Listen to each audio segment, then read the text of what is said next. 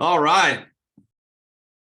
All right. Welcome, everybody, to the next edition of the Examined Life podcast. My name is Nathan McCullough, and I am the host of this podcast. And I have a very special guest today, Dr. Johannes Niederhauser, who is traveling in Italy at the moment and has been gracious enough to join us for a conversation on, we'll see how things just kind of flow in the conversation. Are they 10 out? Yeah, so thank you, Nathan. Yeah, you're welcome. I'll say a few things in the beginning and then give you an opportunity to maybe share a little bit more about yourself and different topics. So just to give people a little bit of context, the Examined Life podcast is something that is a relatively new project, and it really is born out of a belief that I have in the transformational power of philosophy. It's had an enormous impact on my own personal life. You know, those of you who know me, I'm someone who's in long-term recovery, and the use of philosophy and really in terms of really understanding what it means to be human played a huge role in my own personal recovery, and it's informed a lot of the work that I do on leadership, and a lot of the transformational coaching and stuff that I do is really based in what I've learned from my own I call myself a failed academic philosopher. But applied philosophy is something that I've become really passionate about. Who isn't? Yeah, so I think most academic philosophers have failed, but that's different. So awesome. Go on, sorry. No, it's okay. Yeah, so that's a little bit about the podcast. I'm excited to have Johannes here. In a lot of ways, Johannes, just as a quick intro, has been a big influence on my getting back into studying more of the philosophical ideas that gave rise to a lot of the work that I've done. My focus has been on kind of an ontological and phenomenological approach to leadership and recovery. And I did a master's degree in philosophy at Kent State and started a PhD program at the University of Illinois, and then kind of got out of academic philosophy totally and kind of left it to the side and just was focusing on working out some of the ideas in my own life. And in the last year, I've taken three courses, one on Heidegger and death, Heidegger and technology, and then German idealism with Johannes and his project on the Halkyon Guild. And it's been very, very influential on me and my sort of renewed passion for philosophy. So welcome everybody to the Examined Life podcast. And Johannes, maybe you can jump in and share a little bit about kind of yourself and what you're doing at the moment in the different projects that you have going on. Thank you very much for the kind introduction, Nathan.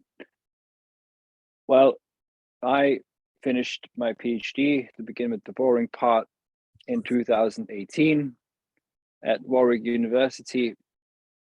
I had a very good supervisor called Miguel de Bestegui, who gave me all the free range I require, but pulled me back in whenever it was more than necessary.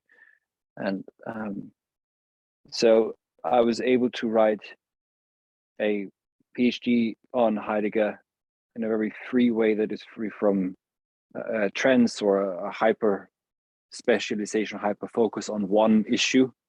It's a view or an examination of the phenomenon of death in Heidegger in the entirety of his philosophy, because it is death, I think, which ties his thinking together. That sounds a bit weird, but it is in the phenomenon of death that we can find the continuity, as it were, of his thinking, which, if one were to summarize it, he thinks that the catastrophe of Western metaphysics is that we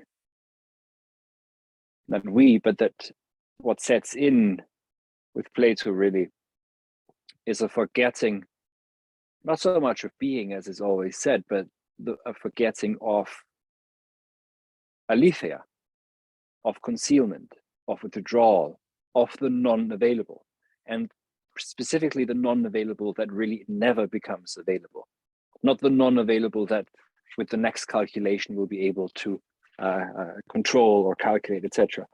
No, the non-available that is utterly and firmly non-available and will remain so. And this begins, this thinking is in its infancy in being in time, and it is when Heidegger allows for this to really show its force that he ignites as a thinker after being in time.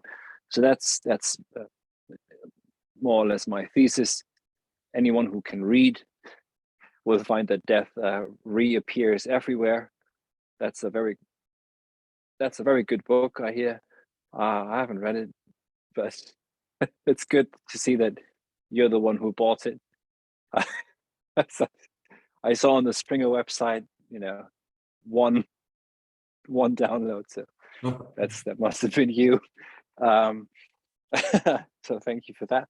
And yeah, so and 2018, that's now four and a half years ago, and I'm almost 4.5 years ago when I finished.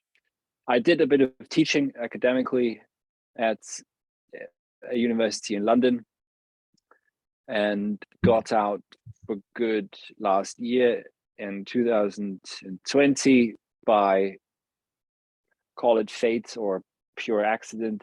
I started offering online courses just around the time of the first lockdowns. And that was to my advantage, because it meant everyone's at home wondering what the hell is going on. What does anything even mean? And in a weird way, it created an openness that to this day, I don't think has waned. It hasn't disappeared. And so what I've been building is a school or an academy of philosophy, where I teach most courses, but I also have other people teach courses. For example, Philip Nicholas teaches courses on Hegel. And what I try to offer is to bring together some of the best teachers I've had, and without all the shenanigans and nonsense that comes in an academic program, because it's, as you know, there's instrumental rationalities at play, because they come because they want to have a degree. I mean, the students, it's about prestige perhaps also, hence you don't even get a PDF, as you know, not even a certificate of completing anything, because the people should come for, well, to quote Schelling again, to learn in order to create. As Schelling says, learn only in order to create, not to memorize. And it's astonishing to see, for example, people like Nathan, who will, as you so kindly wrote a reference for me saying, you found a philosophical home again. That's very, I find very wonderful to hear. And others maybe who always wanted to. It's weird because people want to read philosophy. Right? They have a copy of Hegel at home, or of Being in Time, and they never get around them. Who does? It's insanity to try it on your own. So it's still difficult. We don't make it easy for anyone, but it's a way of coming together in a communal manner, even though it's obviously all online. But you're no longer consuming videos, or so you begin to be part of a group.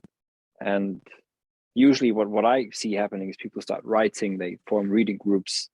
So all the things that usually happen at university also now happen online, and some, of course, we meet in real life as well. And yeah, so this is mostly that's basically all I do at this point, is offering these courses, and yeah, travel around Italy a bit at the moment, but that's not really part of it. Yeah, that's. I'm on my grand tour, like Goethe. But I lived in Italy many years ago, so I speak 2 or 3 words of the language, I'll be right here. I think. Yeah, I think it's really, I think it's really important, the work that you're doing and other people that are like you. John Vervaeke is the person that I found you through, and his 56-part series or whatever it was on awakening from the meaning crisis.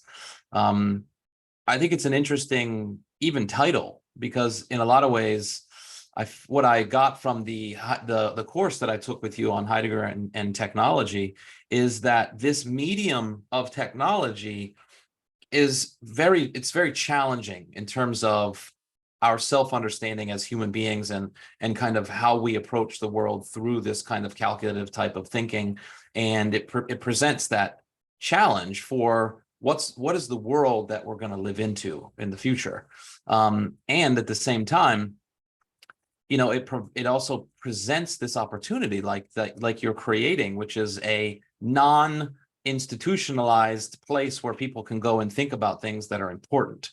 And I think that is critical in a lot of ways. One of the reasons why I kind of got out of the traditional academic field was that freedom of thought and the transformative power that philosophy has was beginning to get lost on me, at least.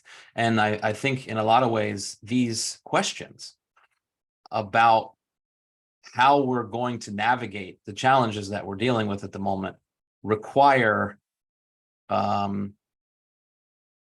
being thoughtful and thinking about these questions that have been dealt with for thousands of years. And I think they can help your average person live a life that's well lived. And I think a lot of these that's how the technology can be both the danger, as Heidegger says, and also be the saving grace. And I think in a lot of ways, the Halkyon University is an amazing example of how you can do that. So what are some of the thoughts that you have on that, and where do you see what you're building going in the future? Thank you. I think, okay, to be a bit facetious, when we say where there is danger, wo aber die Gefahr wächst das Rettende, auch Hölderlin, where there is danger, there is also that which is saving or protecting or safeguarding also grows. In a more literal translation, sounds less beautiful, of course, I know. That, of course, means that the danger remains, right? The danger remains. It's not. It doesn't disappear. So it's one has to throw oneself into the danger, and without knowing fully really what it is, to spot that which could be rescuing. In a purely Heideggerian sense, technology itself cannot save anything, because saving means to lead something to its or into its essence, to safeguard something so that it can come into its own. So in a way, and technology does the opposite. It doesn't ask for what anything is, really. It only asks in a simplified manner, how can it be used, and what's the, and this is so what's the value of it, how can it be optimized, quantified, etc. And that's basically where academia is. This is a bit of a provocation, but I've said it before. I don't remember where, but I said before that to be a professor in the humanities, with patches on your tweed jacket, at this point is an aesthetic gesture and nothing else. Because ultimately, when you submit a book proposal to a major academic publisher, you have to give them Google keywords. You have to optimize the book title according to Google search. That's the reality of book publishing. you and if you have something that is Google searchable, the likelihood of your book being published increases. And that's just the very rudimentary things. Then when you apply for a job, you are ranked according to your so-called impact factor, which is calculated by algorithms. You know about this, right? And the impact factor, again, for example, is an amalgamation of, for example, where do you publish? Which journal have you published in? And if it's a very good journal, which, by the way, just as a side note, American journals sometimes charge $1,000 or so. I mean, you as the author, so you get published in the journal. So if you publish in a very good journal, that means your impact is very high automatically. How do you get published in a very good journal? Well, to quote someone whose name I haven't mentioned yet and I won't mention, many years ago, he said to me, this was at a different university still, but already in England. He said to me, if you want to get published with a good journal, you have to write papers in the following way. On the one hand, on the other hand, but also. So you're saying nothing in 25 pages and you quote all the right people. So it's in a way an algorithmic robotic enterprise already anyways, right? You don't even need you don't need the fear of automation, the fear of robots taking over. They will never take over, especially not teaching. I mean, if they do, it's all over anyways. Forget it. There's no point talking anymore. But the fear of that is pointless insofar as we're turning ourselves into automatons gladly. So there's actually no danger there, if you want to play with that a bit. There's no throwing oneself. There's not even a recognition of the danger. So I saw all of this becoming ever more burdensome. On top of it, all the bureaucratic, administrative side to the job, the fact that there are no, I mean, just in a very simple way to say, there are no jobs. There are almost no jobs. You cannot decide yourself where you want to live. Not because it's my self-determination where I want to live, but to as Nietzsche knew better than anyone, climate does make a difference. And where you are influences how you think. Nietzsche couldn't think in Leipzig. Goethe, by the way, also almost died in Leipzig when he was a student in Leipzig. So there's something wrong with Leipzig, at least back then. No offense to the people from Leipzig, but anyways. So you see all of this.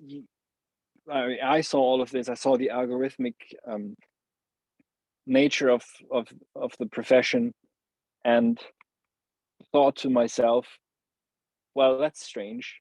So Google Scholar has all the influence over my career, but I can't even it's completely intransparent. I can't see any of what's supposed to be going on. So why not use these algorithms in a playful way, not in an instrumental way, to not to be I'm still dependent upon them, obviously, because we're uploading these things to YouTube and people find us there, etc. But in a way that something could emerge freely from what these algorithmic search tools also provide, rather than being completely always just subjected to their blind, weird rule. Which, by the way, also determines what people write on, right? I mean, the worst thing we could do, or I could do now, because is to look at my YouTube stats and publish things that YouTube tells me does well. I'll do the opposite, if anything. And I'm too stupid to understand statistics anyway, so I wouldn't even understand what YouTube is trying to tell me. But you see, you can always, in some sense, enslave yourself. Now, back to the main part of your question, which is, where do I see it going? Well, in some sense, the vision is, and I can't will that into being, obviously, but the vision is that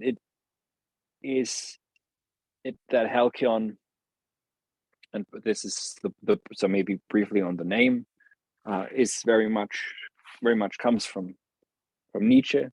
Nietzsche begins to speak of the halcyonic tone. In English, you have the saying of the halcyon days, I think. Happy days is usually just another, it's lost a bit of its meaning. The halcyon bird, the kingfisher, the ice bird, in the Greek mythos, is able to breed in the week where the sea, in December or in winter when the sea is still, I think around winter solstice or so. And so the halcyon bird sees the trouble ahead, but gives life in the meantime.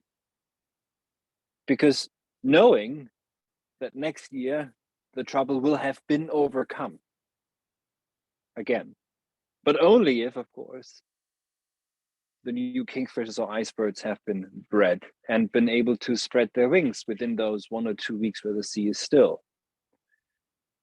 So there's not a shying away from the troubles and the tempests or anything of that sort. So it's, at least that's how I see it, is that the universities are to a large degree at a dead end. They're not going away. They're not going to go out of business. But I think especially in the humanities or in philosophy, they've lost their ways in many accounts. And in the vision is to build that what was and what could have been and what could have become outside the structures, without even considering the universities too much, because they do whatever they have to do, and that's fine. And at the same time, also being open though to to the academic, the good side of the academic life. I mean, I'm still in touch with academics.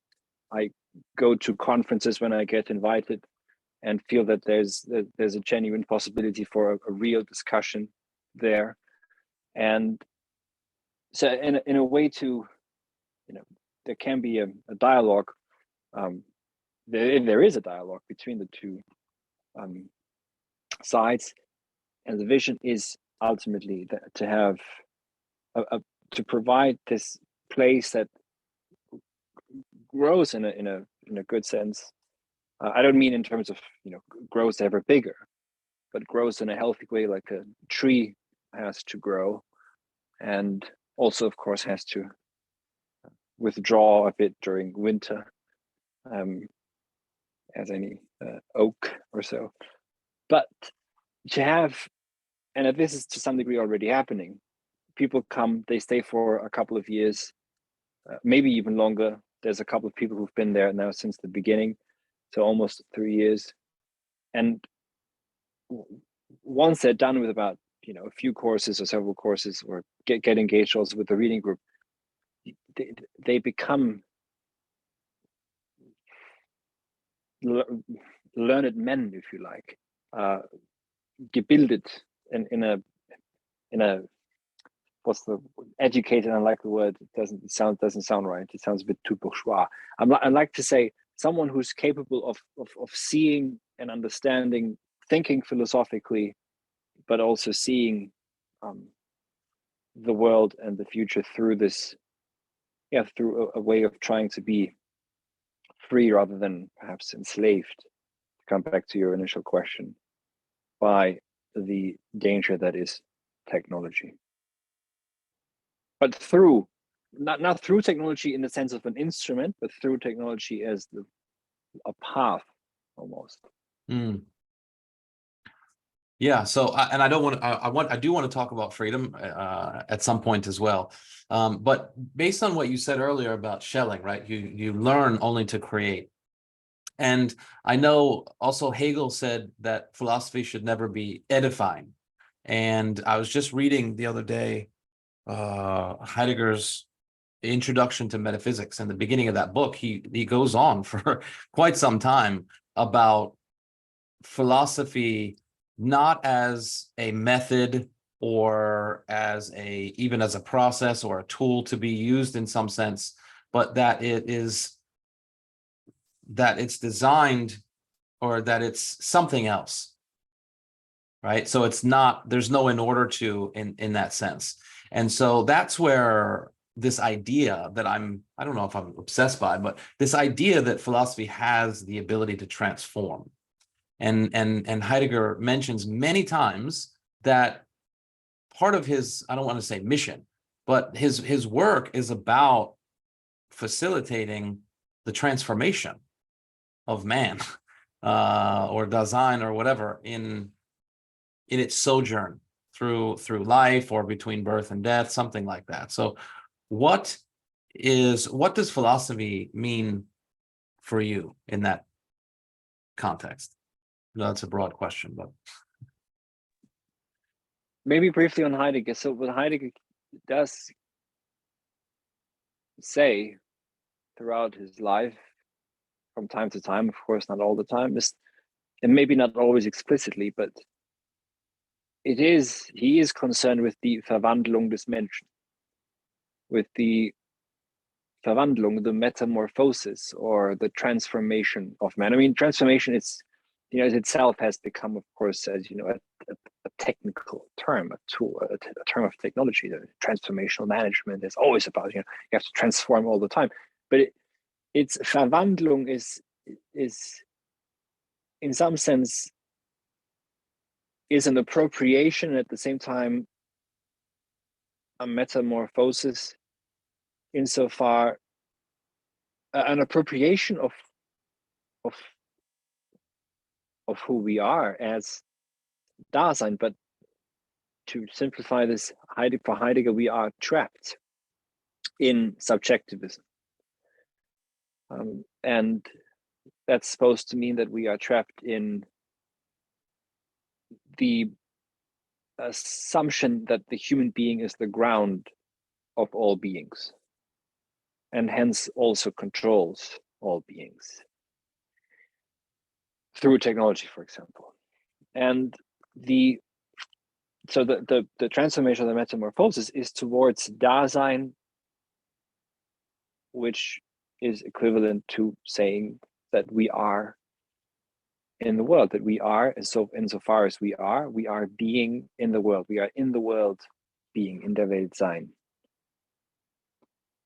which you cannot separate from being towards death, and which you cannot separate, as you know, from the being of Dasein, which is care, Sorge, to be concerned with ahead of oneself, and also ahead of oneself towards our finitude, and or encircled by our finitude towards our death as the almost possibility that gives rise to any, as Heidegger says, to any possibility at all on which we can act. So philosophy has to, in some sense, doesn't have to announce itself to the world, but it has to, when in some weird way, philosophy has to justify itself. It has to justify, Socrates has to justify what he does. Philosophy is constantly concerned with what it is. I don't think that there are different philosophies by different philosophers. I think that they're all circling around and dancing around not maybe the one same question, but that they are, insofar as they begin to be philosophers, they are in tune with the same source, and they might corrupt the source, they might poison the source. The source itself will not be destroyed, though. And I came personally, if you'd like to know, I came to philosophy through my upbringing, what's called, I went to, so that there are no, I mean, there is a form that we would call high school, but it's very different from, it's quite different from America, which I think everybody goes to high school. in Germany and also in Italy, there's a split after elementary school where you either go to the Hauptschule, the main high school, or the Realschule, the middle level school. And they're really good for anyone who wants to go into trade or craft. Any sort of this sort of training is perfect for them. And then there's a gymnasium, which now of course has become what everybody wants to go into, even though it used to be reserved for only well, let's just say students who were devoted to the life of mind. Of course, that's now out the window, but that's a different story. I went to made the big mistake of going to, by my own decision, it was not a mistake, to learn the so.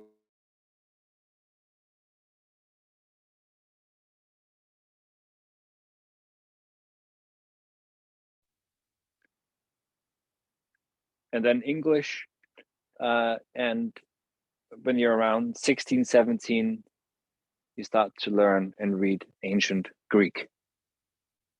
And I wanted to go to this school when I was 9, because I thought that if I knew the old languages,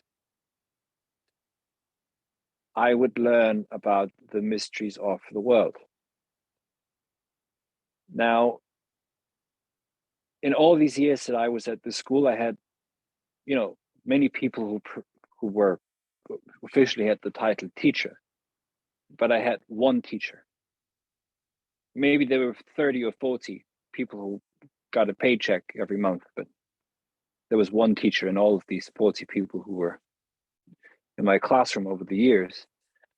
And this was the one teacher who was able to, because he was also in tune with the source, to bring to life the thinking that is present, for especially in the Greek language. It wasn't just an ornament for him, it wasn't dead grammar. It all came to life. And it hit me completely when we read Plato's Politeia, usually mistranslated as Republic, but I won't go into this now. The Politeia, especially, of course, book 6 and book 7 on the so-called analogies. Most people will be familiar with the allegory or analogy of the cave, or actually I would say the myth of the cave rather. And it hit me. I was maybe 16, maybe 17. And when you read in Greek, it's a slow reading. You're not reading over it because you're translating the sentences and you're looking at the word. And the word idea, idea. That first means appearance in the text, and then it begins to mean something else. And what he's describing, I thought, in my juvenile mind, is our time. I'm quite old, so this is all. I think this is still before at least we didn't have internet. So I thought, how is it possible that someone's describing television, or as I would now say, these things here, or whatever we're doing? How is this possible?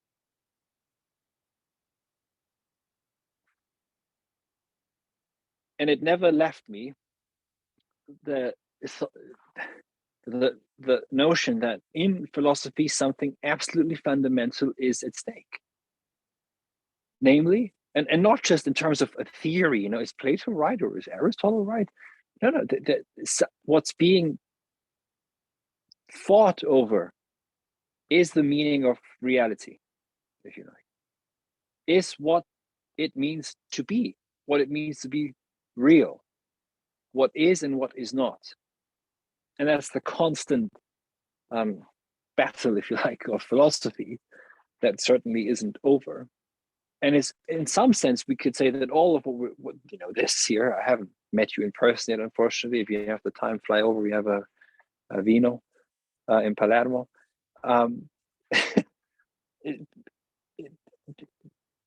This is a manifestation, if you like, of Platonism. The technological world is, to some degree, especially, with the icons on the iPhone, the buttons that you push on. These are idealized versions of reality that infiltrate our being ever more. As you know, we can take pictures of ourselves and add filters on them, and it's becoming our memory depository also. The way we memorize things is through the picture grid on the smartphone, and it's all driven by the image. And to come to Hegel briefly, in the Encyclopedia, which is the final work that he writes, it's a summary of his logic and of the philosophy of nature and the philosophy of spirit. Hegel, in the philosophy of spirit, writes on memory and the imagination. And he says somewhere that a mechanical, this is a bit, I think a bit, not quite his words, but I would put it like this: a mechanical memory produces images after image, and it becomes a repository of images. And actually, that's a direct quote from Hegel. He speaks of a virtual tunnel. No kidding. This is 19th century German philosophy. This is long before even the car was invented, right? In Germany, was not fully industrialized, even way behind England when it came to that, when Hegel wrote this. Ein virtueller Schacht, a virtual tunnel. He uses the word virtuell, virtual. So a realm of force, that's what virtual means, where all these images are stored. But if there's no ordering principle to that, what happens is that a fever befalls man. So I think that what's at stake in philosophy is always, of course, truth, but is in layman's terms almost is reality. It's the question of what is real. And in some sense, it is because of what has been thought millennia ago that we sit here now. The thoughts have consequences that are beyond what any thinker can comprehend. Nietzsche says somewhere in the Zarathustra, thoughts that come on dove's feet guide the world.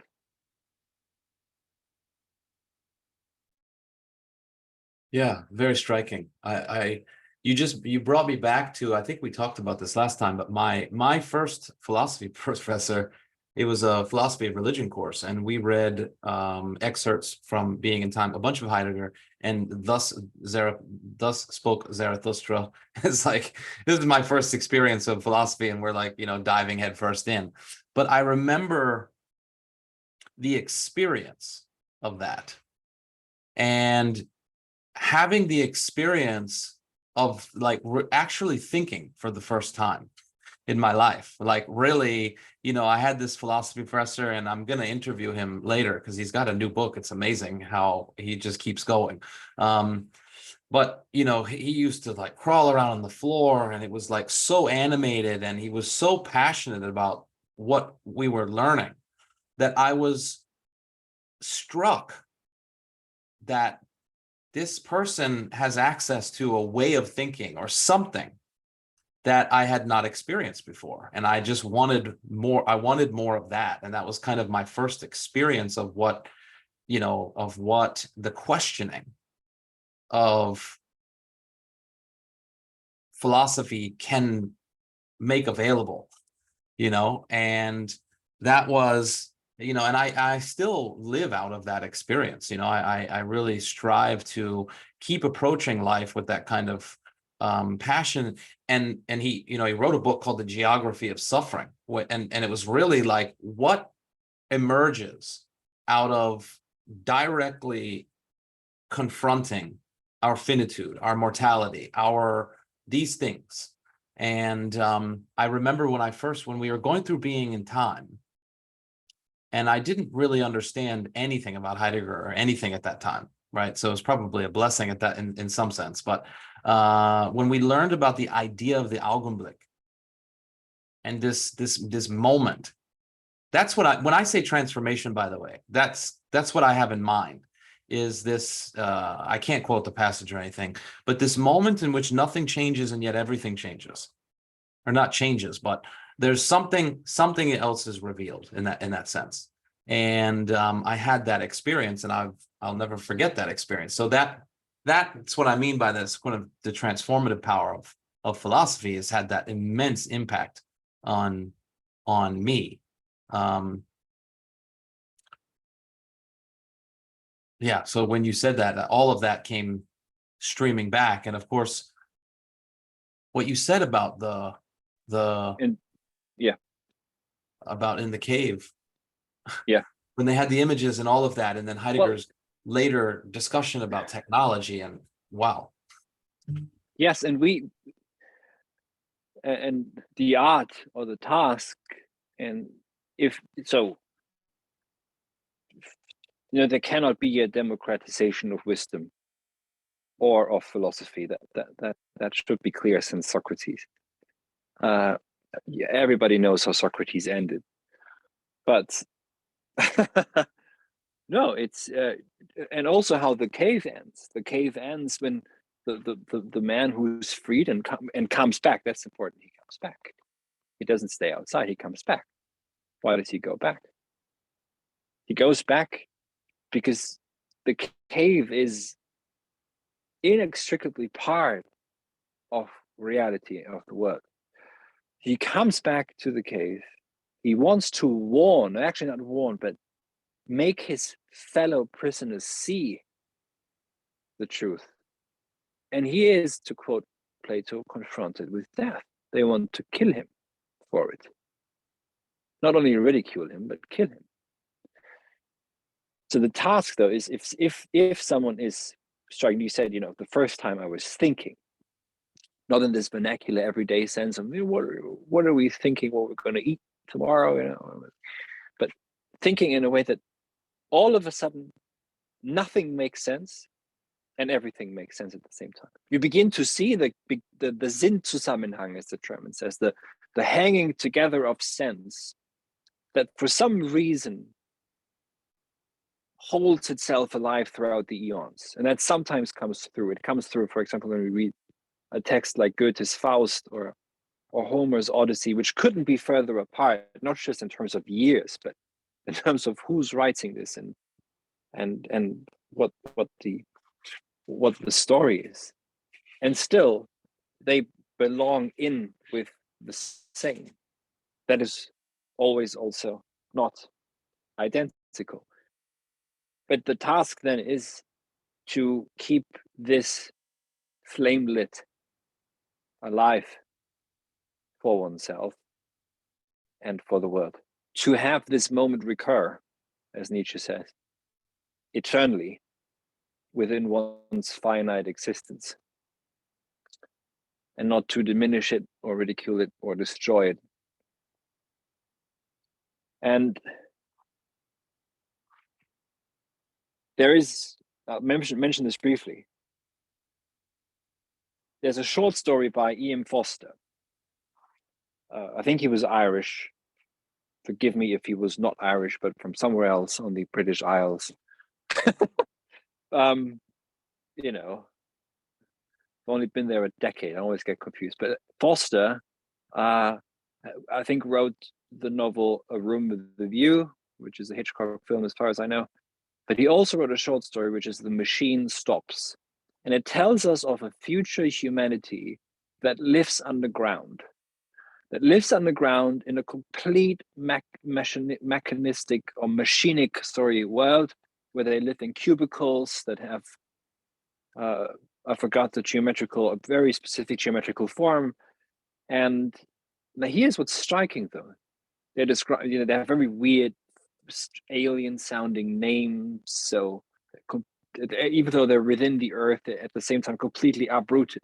You don't know where they are. They're just inside the earth. No one is on top of the earth anymore. They're all down there in the ground, in the cubicles, and they almost never meet. But in person. But here's and this is written in the 1920s, I think. And this is a retelling, as I mentioned it, of Plato's Cave for our time. And I read this book only in 2016 or 17. And of course, he, as a novelist, was capable to describe what I thought when I was 16 or 17 reading Plato's Cave much more eloquently than me. And he saw ahead so far. He saw ahead more than almost 100 years, because what he sees is they're not working in the machine.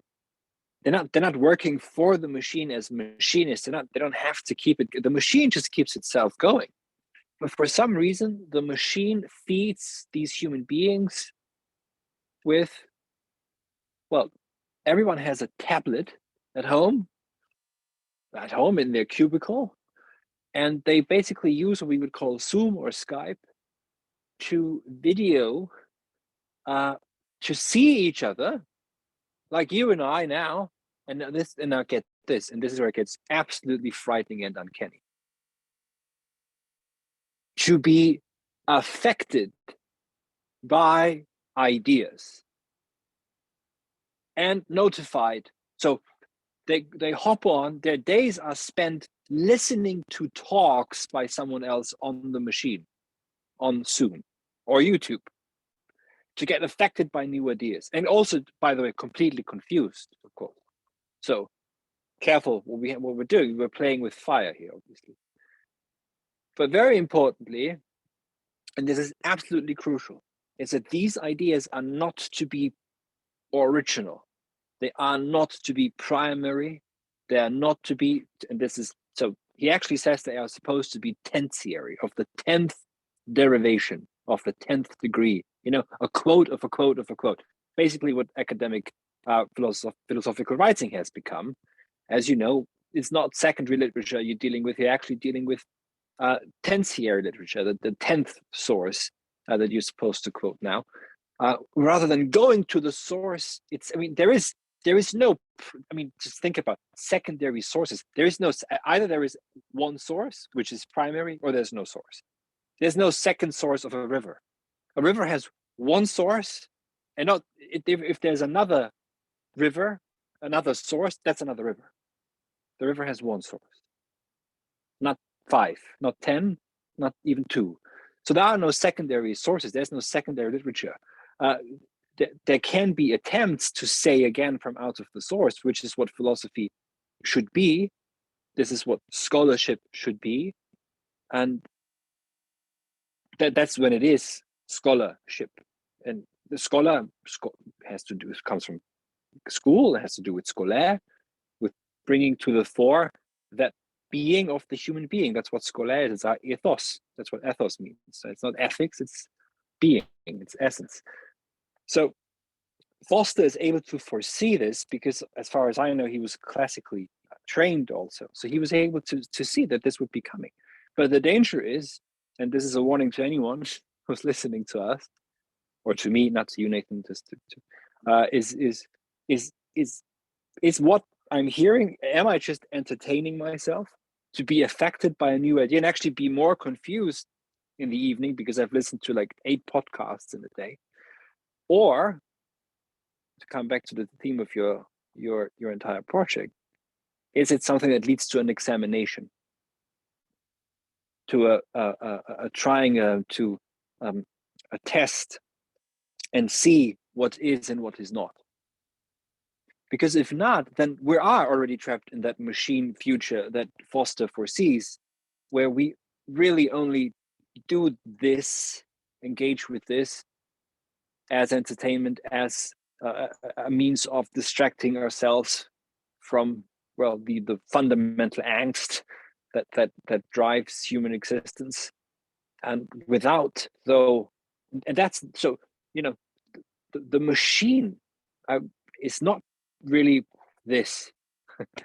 The machine is, in a way, it's not us, but the machine is in a way in which we respond. That's when the machinic arises. And I know this, and not to be elitist or so, because but you're talking about ideas. What about people who have to work in factories? Yes, I know that, and as long as there have been factory workers, they have also the word sabotage comes from the French, and it means, they were quite smart back then. They were quite clever. you threw when you threw some of them just they threw their shoe into the machine and sabotaged the machine with that, saying, "Oh, I can't work anymore today." So that's just so. But we are giving just listen to the knowledge economy, or I've even heard the term wisdom economy, knowledge workers, etc. So everyone is basically a knowledge worker. If you work for big tech or so, you work in academia, what's the difference? You probably pay is a difference, but it's a different story. And so the it's a way in which I think crucially how we not use them but respond to what presents itself there to us. That can either be, that's simplifying it, but obviously be either be liberating or enslaving. But it's so we could only be using this to entertain ourselves and not take it seriously and have it ultimately inconsequential. And by the way, this is something I see this with when I sometimes I have students in the class, I have a few private students, and when some of them when they come, I realize that what's lacking is the foundation which should have been there in the high school. Maybe they're from America or somewhere else, and it's not there, and that's horrible because the questions they come anyways, right? Some people will, the question of why, what does any of this mean? Some will, as you know, they will medicate the questions away, with either with substance abuse or with just the officially allowed pharmaceuticals, or but if the grounding is lacking because the school system is so messed up, then we are not, the foundation is lacking. But then they go looking for something, and where do people look? To look for something at this point is almost the same as saying to Google something. So they end up obviously on YouTube. And then the biggest danger is to turn into this sort of machinic affectation, affect, addiction, which only leads to more confusion. So I would give anyone who's listening to this the strong advice of grounding yourself. Listen to some lectures, listen to some podcasts, etc. But if the questions are genuine and they keep you up at night, what is being, what is real, etc., read the foundational texts, read them. You have to study them and read them, build up the groundwork first, and then everything else on top. And it's a slow and long and difficult and painful thing to do. Philosophy is transformative, yes, but it's not easy. It's not, and you may not, if you examine yourself, you may not like what you find. Gnoti se auton doesn't just mean, I'll recognize, I'll know myself. No, know thyself and know what not to know about yourself. Yeah, and it's interesting that you so my mind is going like in 1,000 different places, but what you just said is really the reason why I wanted to talk about freedom today, and the reason why I'm thinking about it a lot is because exactly what you said. I feel like in the attempt, because we don't like our finitude or whatever the case may be, it's like this idea of freedom becomes there's no limitation, there's no our creative power, let's say, is infinite in some sense, and there's almost an eradication of the past and an eradication of the future because we can't kind of easily control them. And so this idea of the death becomes a problem to be solved. These things that are very in some very serious sense give who we are and create the kind of freedom that we actually have. turn it into something that's solvable, and therefore we're no longer relating to the type of being that we are. And something that's very problematic about that for me, and it's similar to what it's something inside of what you were just saying, where we don't like what we see, and so we try to create something. And that's where I think, when, at Heidegger's sense of having a historicity and being thrown into the world and then projecting into the future, there's something very important about that, because if we don't understand our history in that sense, not in the chronology that led up to who we are, but that sense, then we can't understand the type of being that we are, the freedom that we have. And I think that goes back to the cave, what you were saying before.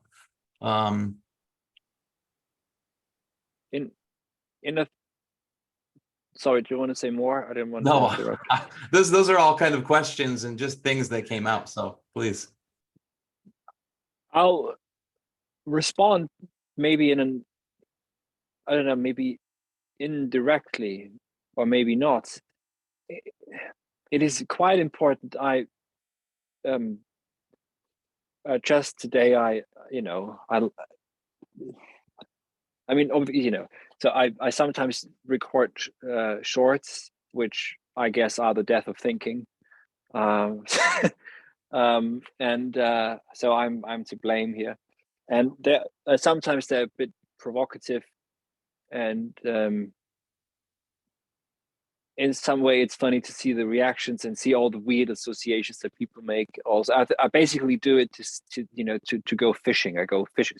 What's coming back? And sometimes a few things come back, and I mentioned a Korean philosopher who writes in German, who lives in Germany, and he's writing basically what I think is at this point a catalog of all the things we've lost. Now that may be so, that we've lost rituals, etc.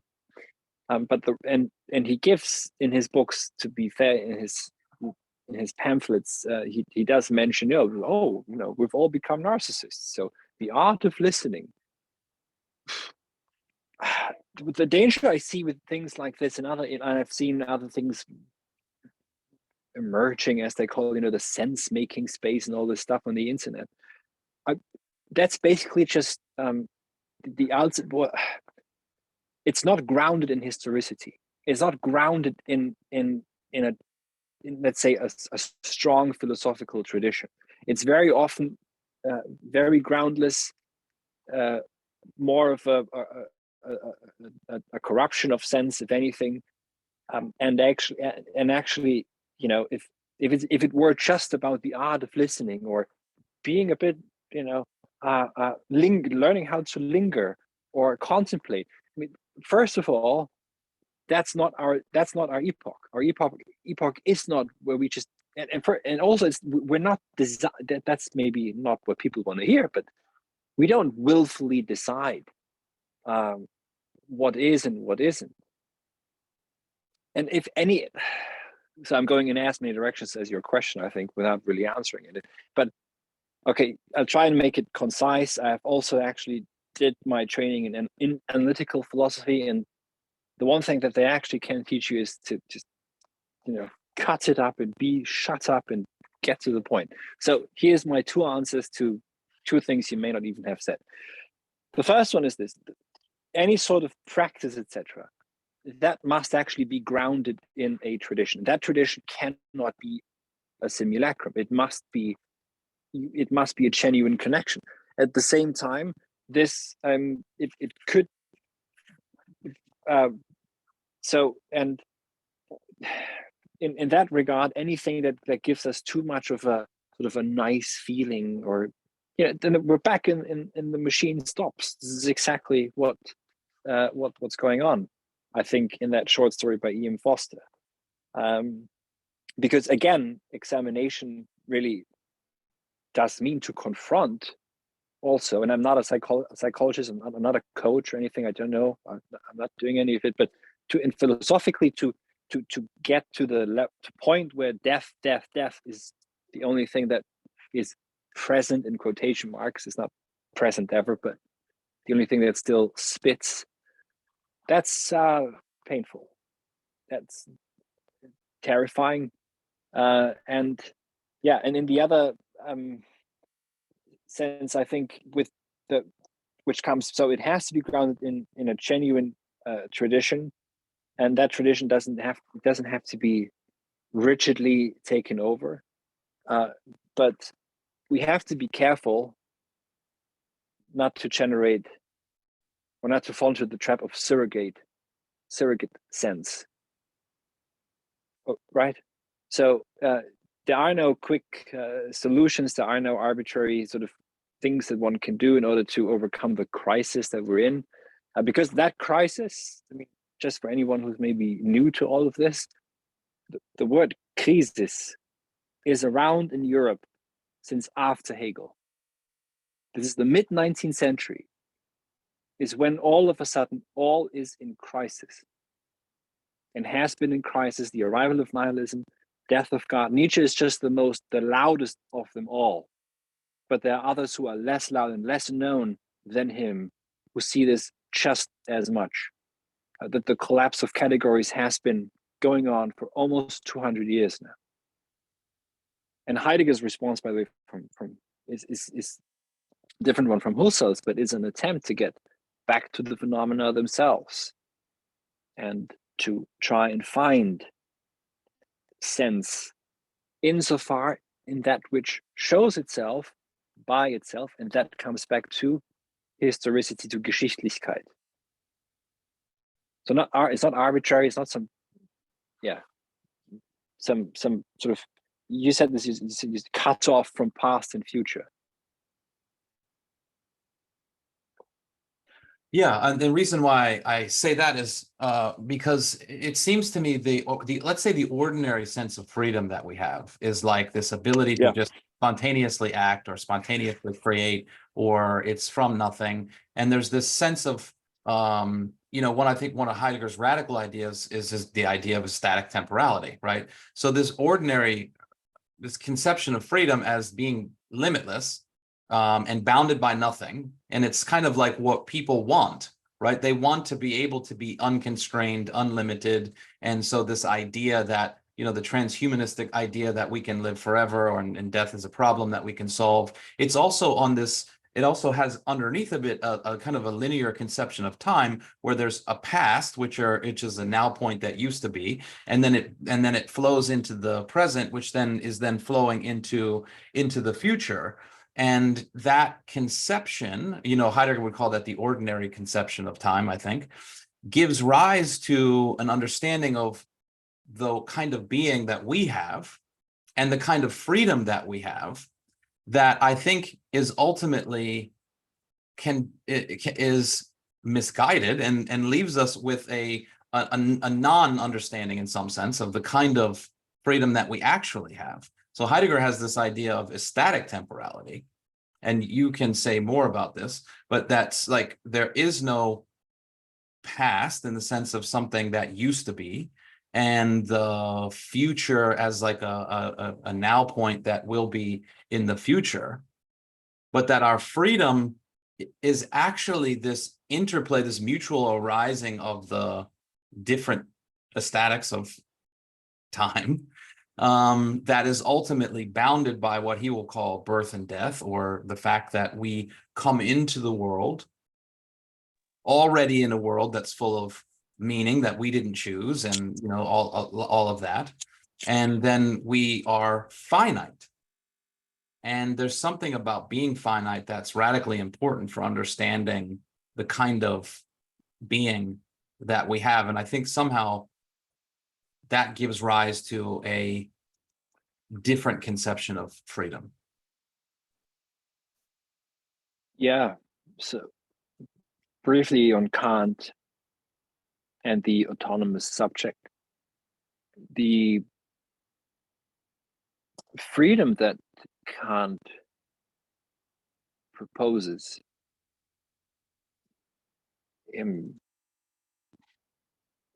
is a strange one, insofar as, and again, this is simplifying Kant, but insofar as what he wants to have is a Newtonian universe. He wants to have deterministic regularity in the natural world, let's say, in the universe, of which the human being is undeniably part. Freedom, and I think one has to read Kant's religion within the boundaries of mere reason alone, which just shows his Protestantism fully, is the text to consider to understand what Kant means by freedom. There is a decision that's made outside of time, in the noumenal, where the, let's just say, the subject decides for itself by which Triebfedern, that means which drives, to act in which order. If the highest drive or Triebfeder incentive is self-love, that subject will turn out to be morally evil. If the highest drive is compassion or so, it will not turn out to be evil. But while, let's say, these drives are somewhat there and are this universally the same for everyone, the law by which the character is formed of one is self-given, autonomous. It's a self-given law. And that law itself only listens to the dictates, the dictats, if you like, to use this more Soviet term, of reason, of rationality. So it's an uprooted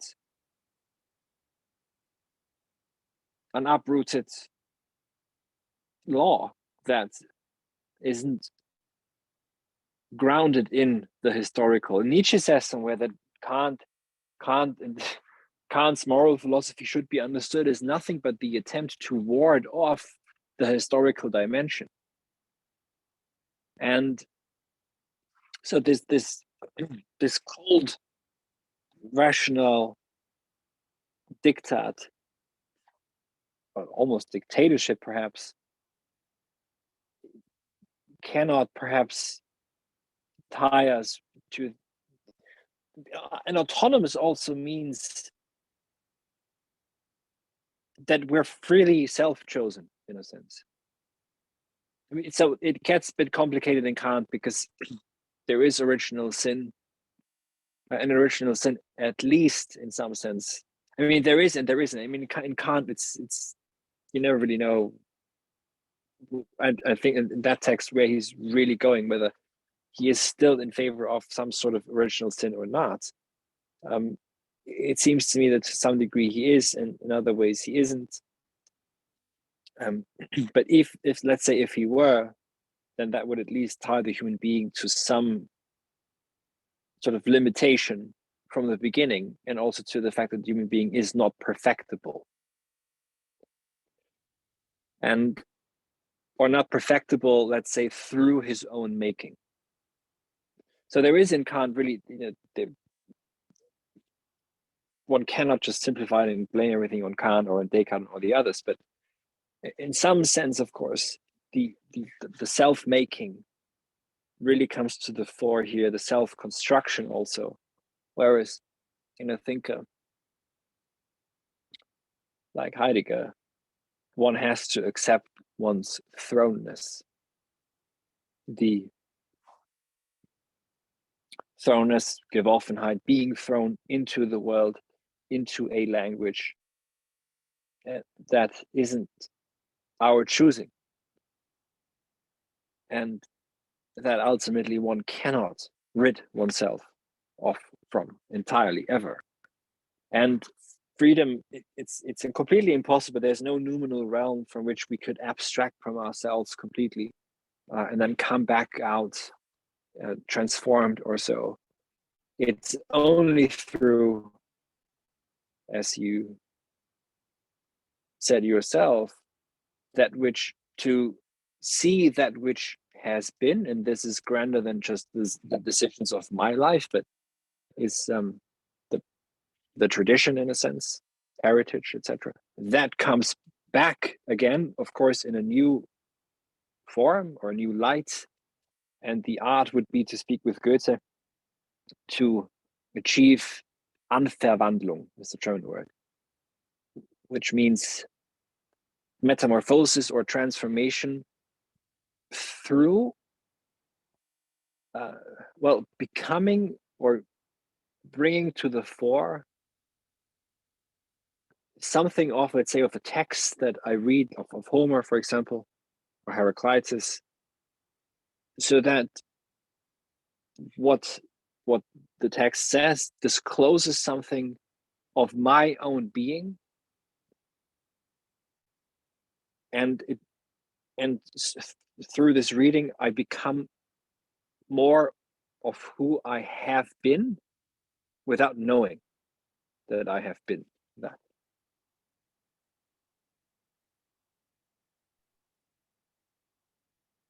Yeah, and that's where I think, the way that you mentioned Heidegger, that the reason why it really resonates with me is because it's almost like, in that sense, our freedom and our self-understanding is something that only emerges when we reckon and we take ownership over, right? This idea of authenticity. Authenticity, this idea of taking ownership over what's already there, and that it's something that we achieve or accomplish through the reckoning in that sense, versus just a creating from nothing. And that's where I think in some sense it's strange that through Sartre comes up with this kind of radical freedom that comes out of reading Heidegger. And it seems like it couldn't be any more, it couldn't be any more different than what at least I understood when I was reading Being in Time, which is this radical finitude that, that it's in an engagement with an understanding of our limitations, both our historicity and what death, the understanding of an ontological understanding of death, which we can't really get into, but that's where we become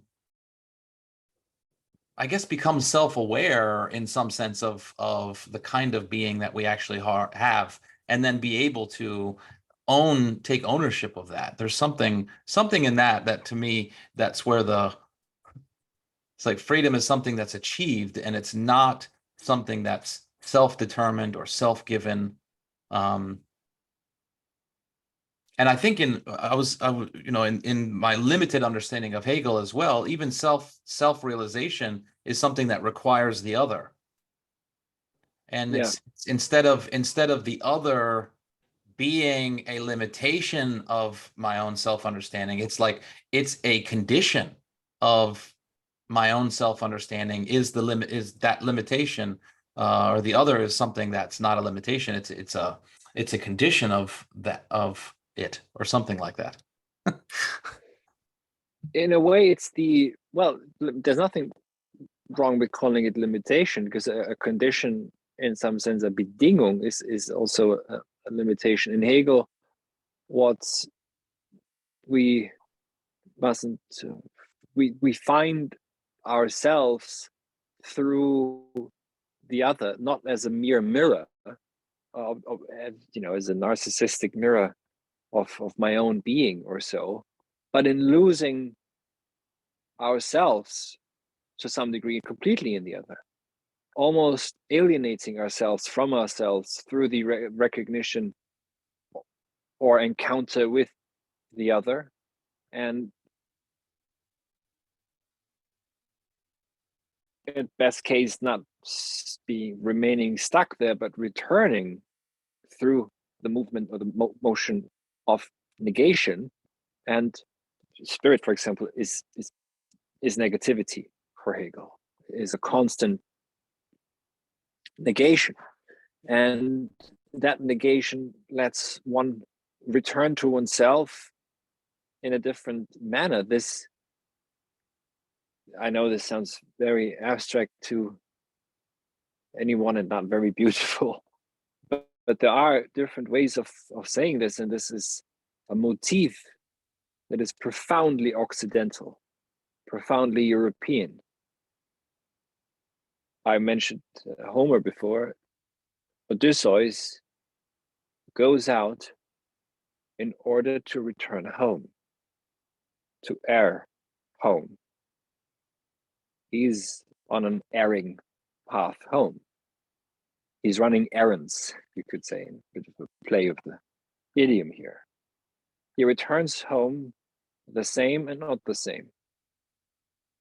He returns to the same home ground that also is no longer perfectly identical with the place that he left. But he had to leave, and he had to return. There's a line by Master Eckhart, a Catholic mystic he's usually referred to in the Middle Ages, who articulated the truth of the one philosophy. As I said before, there aren't different philosophies and everyone has their opinions, etc. There is one philosophy that articulates itself again and again in different epochs.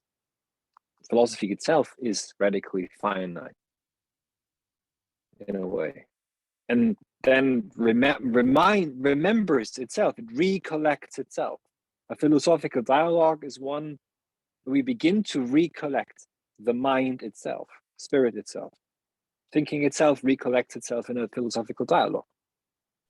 This is what, commentare, the commentary, that's what it means, to think with in such a way that we are, through also, I think, a memento mori, through reminding ourselves of, or being reminded through finitude of the momentariness of any such an encounter.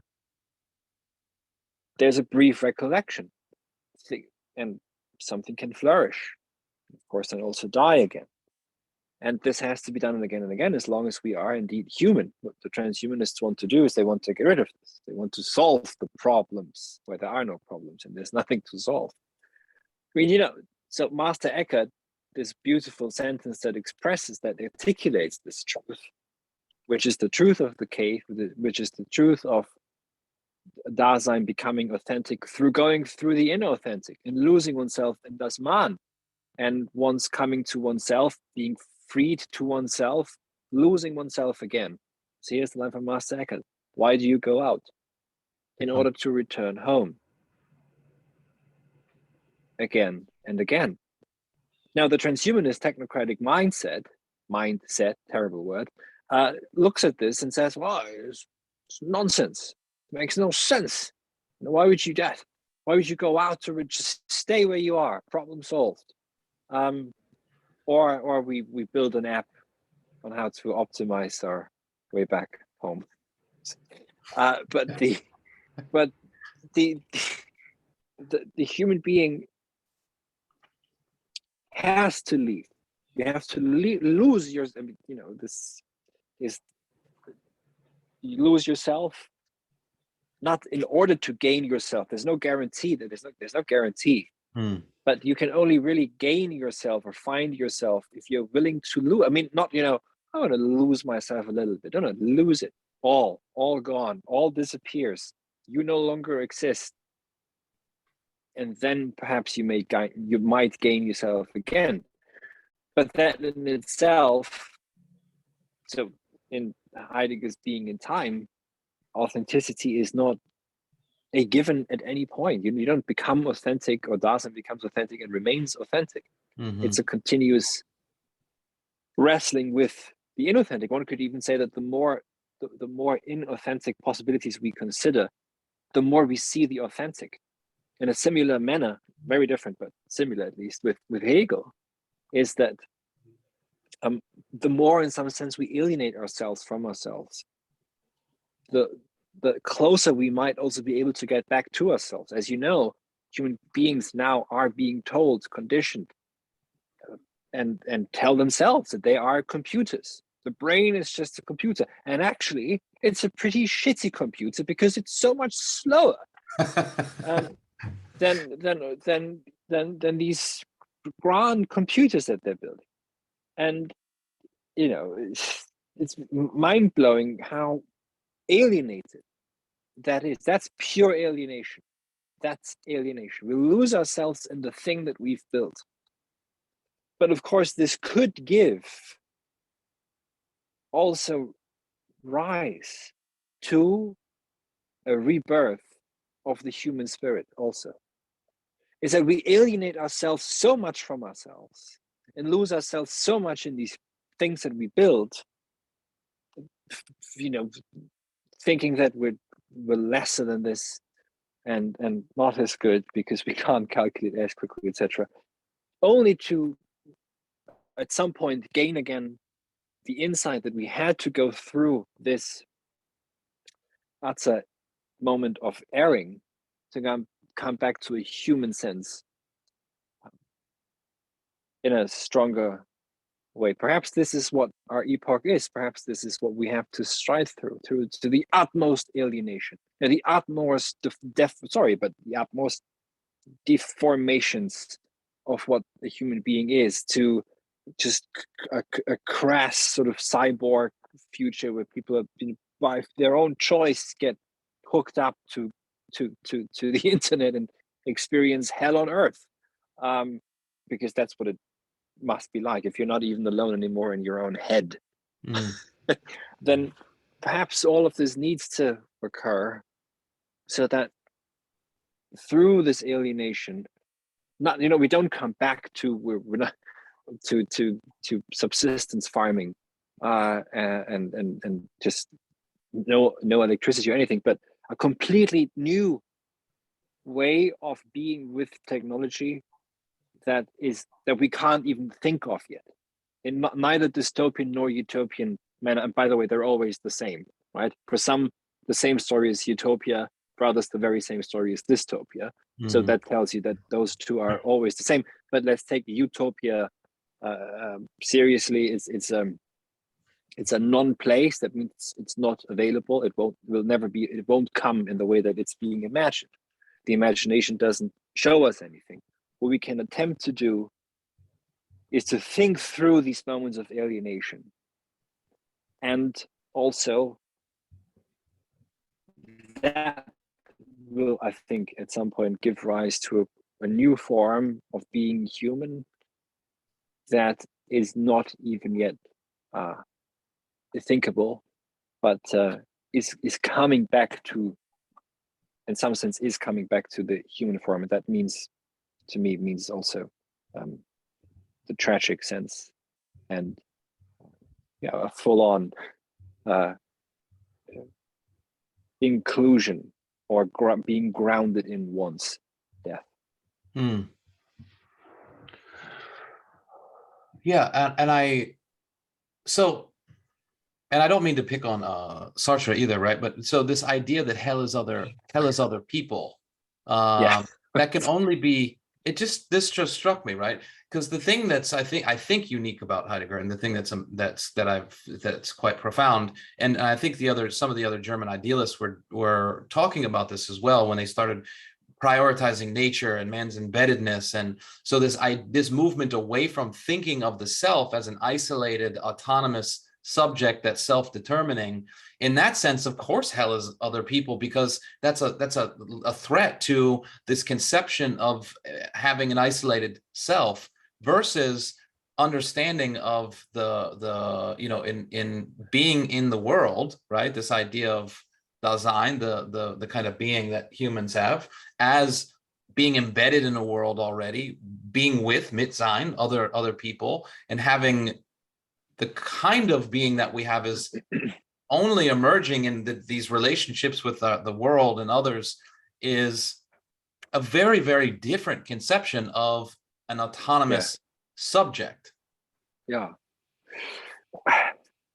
Sartre's notion, I mean, first of all, Being and Nothingness is a very strange book, because I think it only claimed, frankly, it's as he says on the first page, is dialectical materialism. So that couldn't be further from Heidegger. And either he was aware of it or so, but maybe not. But the assumption that freedom for him is something that is given in the noumenal, that which there is no access to, and I mean, one could read into Heidegger and say, well, but there's a dictatorship of the they self, of the everyday, so that maybe is you could square or bring together with hell as other people, etc. But I don't think so. I think especially in the later texts, it becomes apparent that what's more and more at stake is a community of mortals. Mm-hmm. That's in the focus. Being able to become mortal together. Maybe here's another part of the vision of Halkyon. I mean, we are, meeting, and it hasn't happened yet, thank God, but anything could happen. Yeah. Right? I mean, you will die, I will die, inevitably. Who knows when? But to become mortal, to understand, and to become mortal sounds weird because it sounds like an existential truism, or like it's just a fact of biology or so, but it isn't a fact, because it's not something that's made. I mean, that's what fact means, if anything, it means it has to, it's not a fact, it's a task to try and be mortal. You of course you can biologically just demise, and that's that, or you can learn how to die. To come back to some of these Socratic ideals, philosophy for Socrates is learning how to die. Yeah. So that's actually, I wanted to kind of end on a conversation around the becoming mortal and the community of mortals. But before we get there, I have a question about Nietzsche. And I'm not, super schooled on Nietzsche, although I've read quite a bit. But there's this conception of Nietzsche as being someone who promotes, the creation of values and the Übermensch and dancing around abysses, and this kind of like championing of self-determination and I guess maybe that's what people refer to as kind of the nihilistic drive or something with Nietzsche. But so with the will to power and kind of the relationship back to what you were sharing about Kant and the autonomy and this kind of will to will, what is the relationship there between Nietzsche's will to power and this kind of call to create and be the overman type of thing, and how does that play into this whole conversation? Because I've never been able to reckon that. It's terrifying.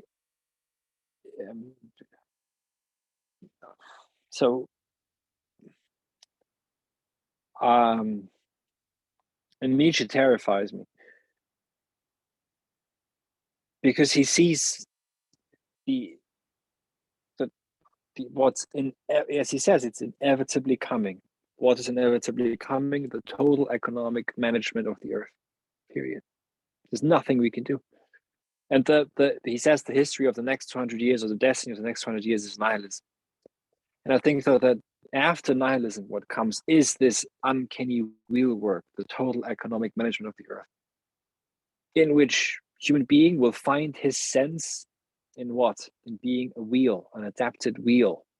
And that could be, by the way, also if you're perfectly, authentic on Twitter or so and have a big following, I mean, that could be just as much part of the machine as, if you all these, so I mentioned this because I just came actually from, I was at a Nietzsche conference in Messina 2 weeks ago in honor of Nietzsche's brief sojourn in Messina exactly 200 years ago. And in writing the paper or the talk for that occasion, I read again something I've been reading for the past 12 years, which is this note from the posthumously published notebooks on the economic management of the earth, which is utter senselessness, a complete economization of everything. But in Nietzsche, this is not about, it's not about individual self-determination. It is what's coming. And he also says in the Morgenröte in Dawn that we now have the capacity to determine the conditions to manage economically the earth. He also says that this is perhaps the best thing to do after the death of God, after the collapse of the metaphysical dimension, is simply to organize the earth without the folly of history, as he says in Beyond Good and Evil, so that the Übermensch, the Overman, can come about, whatever the Übermensch really is, as a product of this wheelwork. And this product, I mean, he calls him a Luxusausschuss, a luxury excrement, or luxury. Well, Ausschuss is not surplus, right? So it's not Überschuss. It's Ausschuss is really like sort of is luxury, but it's utterly unnecessary. It's something that's also coming about. And then the Übermensch could be the one who justifies the senselessness of the senseless. So it's utterly terrifying. What he perceives is really utmost nihilism. I think that's the dark heart of Nietzschean philosophy. We can, there's all the poetic side and the Zarathustra, etc. But maybe that's a bit of a mask also for himself, because he sees this as. But we have to. I think we have to take it seriously that this is what is inevitably coming, and we are living through that fate of nihilism, meaning. So, by the way, I mean, look, there's much talk about nihilism, the meaning crisis, etc. There is no solution to this. If we think in terms of solutions, then we think in a purely technocratic way. The technocracy is not some evil man hiding somewhere, or it's a way of thinking. And usually these texts are very publicly available, and they have been for decades. I mean, it's all very clear where everything is going. It's a complete world economic management. And Nietzsche sees this as inevitable. And I think if we want to understand Nietzsche, we have to face up to this horror that he presents us with. Because if we don't, then we're again just trying to find some poetic I don't know, some poetic exit or so, or a momentary relief, but there isn't. Let's just take it seriously that maybe there isn't. Maybe this is what's coming inevitably. It may not be the end of history, but it will certainly be our lifetime, and I mean, it could only just be beginning, right? What if capitalism is really just beginning? What if the wheelwork is really just now coming to full effect, and everyone who sits on top of the wheelwork simply gives sense to the senseless? to the meaningless, and so that's utmost nihilism, and that's terrifying. And so there is no self-determination, I think, in Nietzsche, really. What there is a radical insight into the exhaustion of the metaphysical project. He wouldn't call it this, but into Platonism, etc. And the disappearance of the real, the opening up of the virtual. History is virtuality for Nietzsche. There's a realm of forces. And now that virtual realm, of course, has moved digital. So it's becoming accessible to us. And so I don't think there's an autonomous, there's no subject in Nietzsche. There's no atoms. He says the will to power has not to do with drives or personal will or so. It's passion. So that means it's suffering. It's suffering in the sense of empfangen, of receiving. And what there is at best, what we could say is that there are quanta that stride against each other. And the best use that we could, I mean, I have terrible quotes from Nietzsche here somewhere. I mean, I don't know if you can still see me, but I can see it. because I'm writing. Can you still see me now? Yeah. So okay, I'll tell you this. I haven't told many people, and anyone who's going to hear this, hear it also. I'm preparing a long lecture series that I'll make public over 12 months, starting next year in the summer. So there will be one lecture coming every month, and I'll probably have a discussion group or Q&A or something going along with it on the future. On what, if you read the thinkers, you mentioned Hegel a couple of times. Hegel says somewhere that this time is a time of a world dying and a new world being born, and the silliness and the boredom of our time is a sign of this. So he says, here's Nietzsche, the great sources of force, so the virtual sources, which are so dangerous and so overwhelming, and they're bursting out in the soul, instead of taking these forces and making them serve us and economize, and instead of economizing them, morality instead wants to let these forces die out, right? And here, what I am telling is the destiny of the next 200 years. I'm describing what is coming, what can no longer come any differently. The rise of nihilism. We are running, I mean, this is a bit of a paraphrase now, we're running towards the end without contemplation. But the problem is that in contemplation, what we begin to see is let's say, the machine, or is the economization of everything. And I think so with Nietzsche. I know amor fati is something that interests you. Yes, I mean, amor fati, we could say in an existential, therapeutical sense, it is primarily the acceptance of, not maybe of fate, but of what is necessary. And what is necessary is what has happened. Inevitably, what has happened is you have to accept as necessary. As necessary, and then basically even not pretend, but be able to affirm it in a loving way, in order to overcome it. Mm-hmm. But that's exactly, I think I would say that's exactly the opposite of an autonomous being, because the autonomous being subject, could just say, that never happened.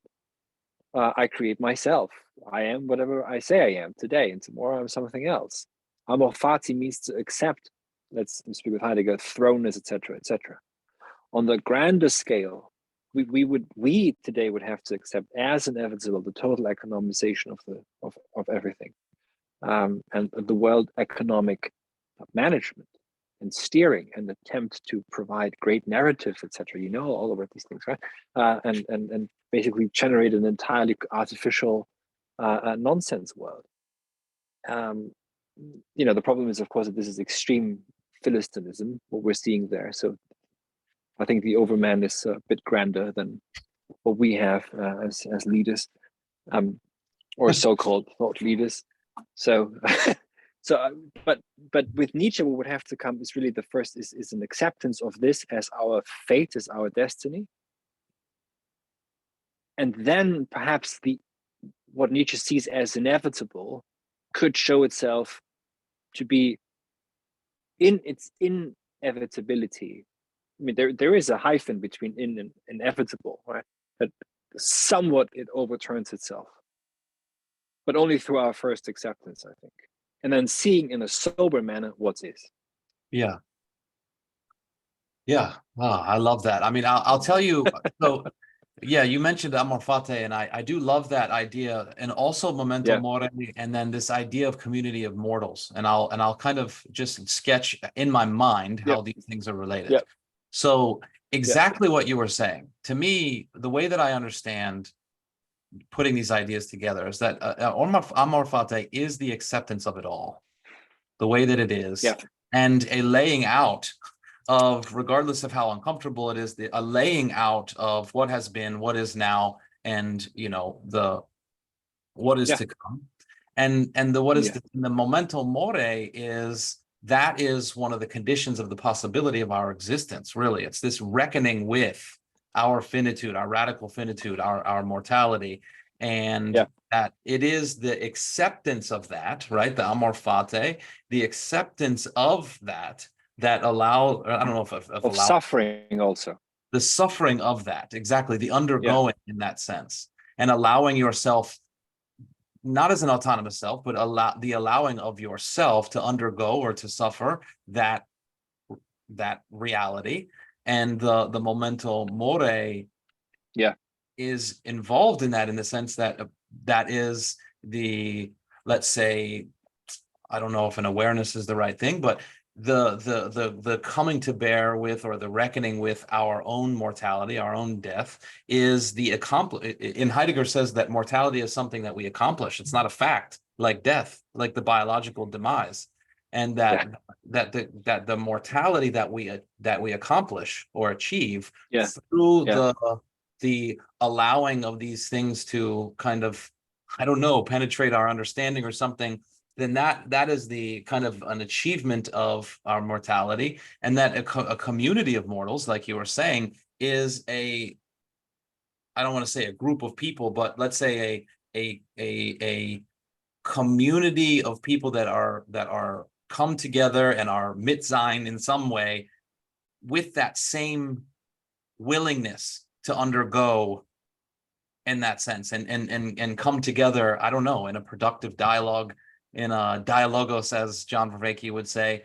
But something like that is what I can see would be possible if we would allow, these insights to kind of guide us in that sense. That's kind of how I wrap it all together. What gives me solace a bit is that it's quite obvious that transhumanists are utterly scared of death. And I think that they're driven by nothing but their fear of their inevitable demise and their hit. I mean, the idea is that some of these people, if you like, propose are so disturbing. How they see the human being as a hackable animal, to quote one of them. I won't mention any names because it's one shouldn't poison one's tongue, but it is bizarre what some of them say. Some do it with through shock, and others will pretend that they're promising you heaven. And to me, that's a great sickness that shows itself there. And it used to be, when people were still a bit healthier, they would send them to where they belong. and not even, they wouldn't have any audience or anyone listening. Times have changed a bit, obviously. So but then again, this very minuscule and, you know, somewhat sad, these sad figures, they have to be affirmed also to stay with Nietzsche. They are inextricably part of our epoch. And they show us something in this very dark, frenzied mirror house in which they dwell, which is a madhouse, really.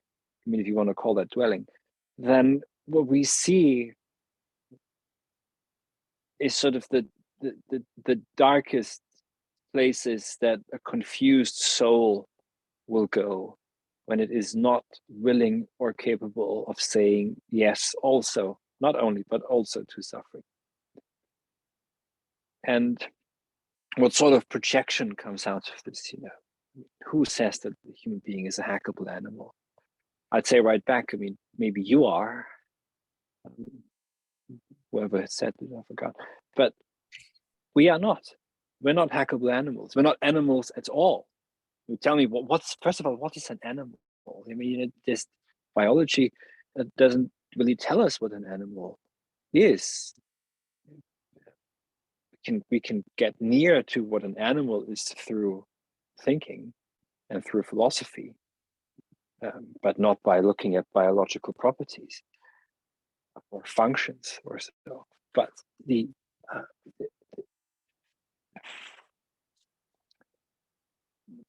human being is fundamentally still what or who he has always been, in which what the Greeks called, I mean, attributed to Aristotle is not quite true, but still, so on logon echon, the being that holds itself in logos.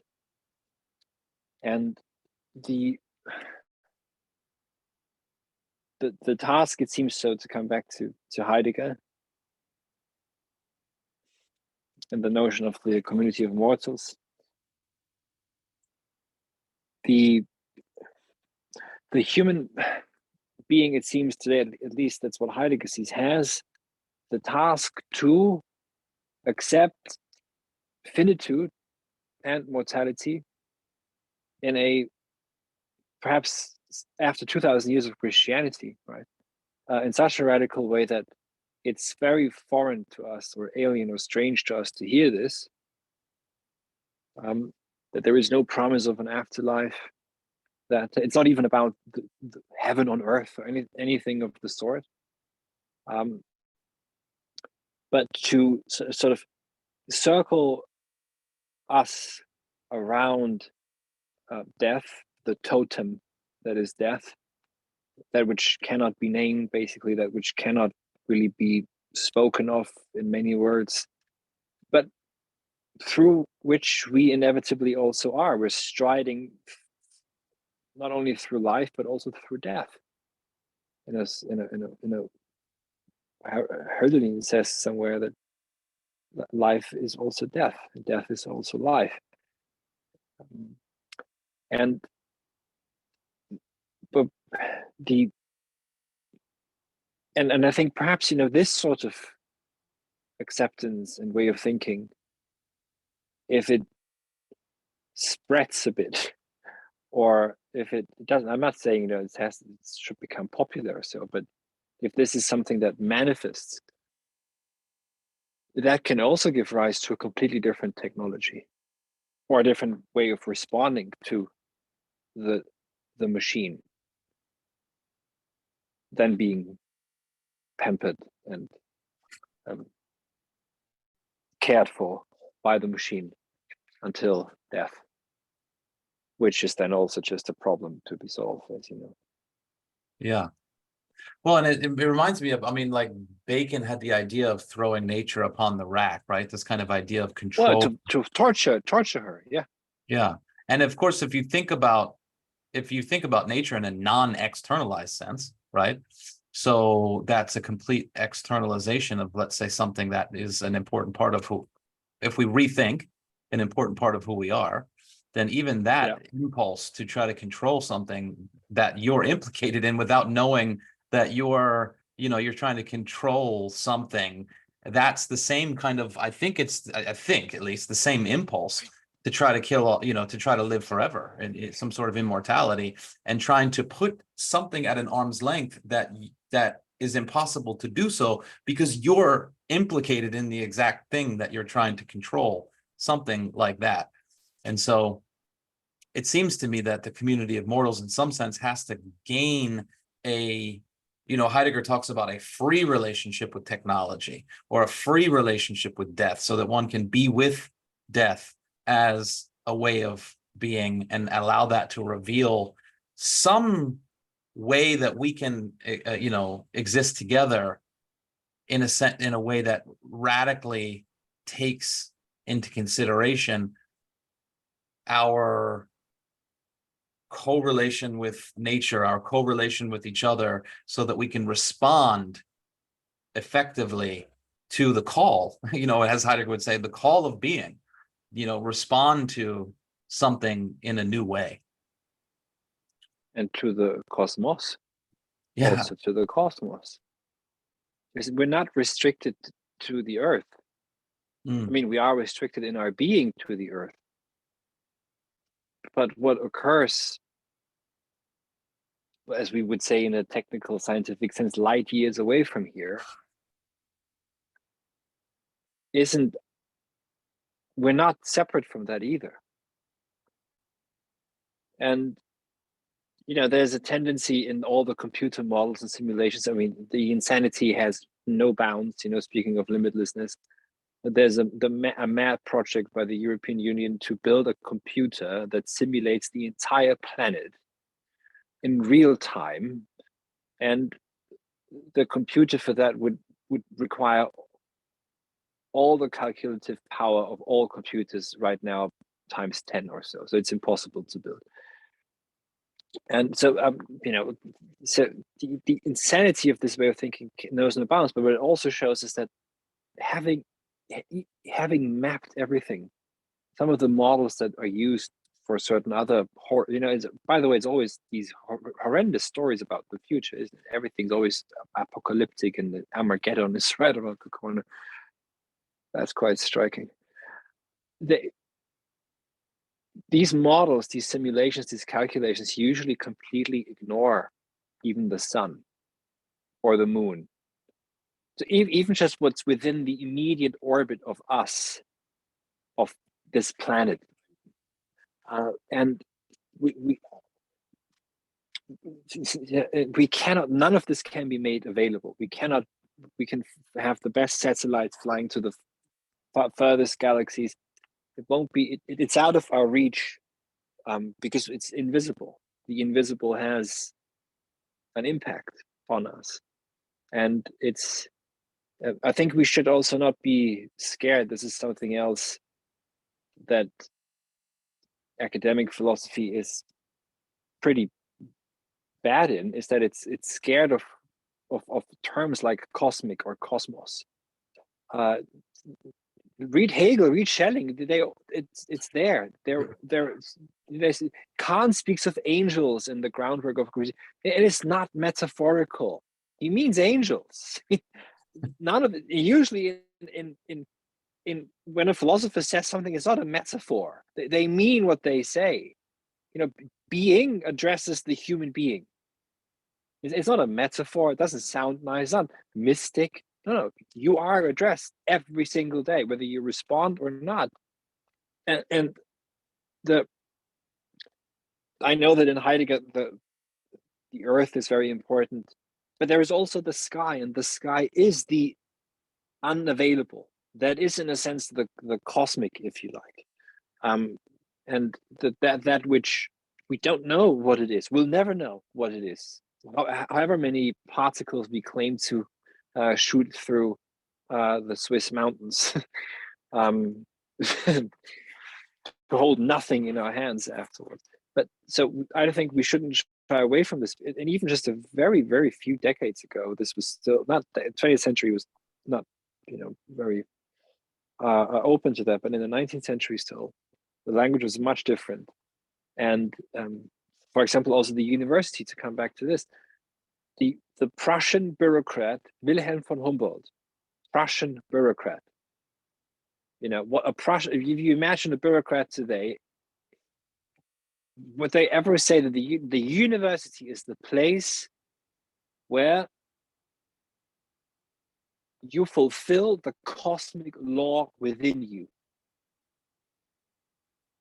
That's what Wilhelm von Humboldt thought. He was a bureaucrat, for God's sake. A bureaucrat today has never even heard of the word cosmic law or what it might mean. That's the university. A university that does not want to search and find and establish truth.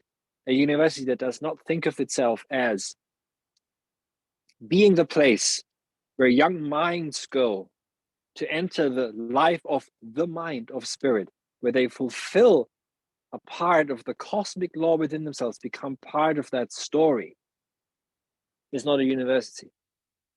It's a university in name only. It's technocratically organized, held together, and the impasse, the embarrassment of this shows itself today in so-called interdisciplinary research, etc., because they know that they've got nothing to say to each other anymore.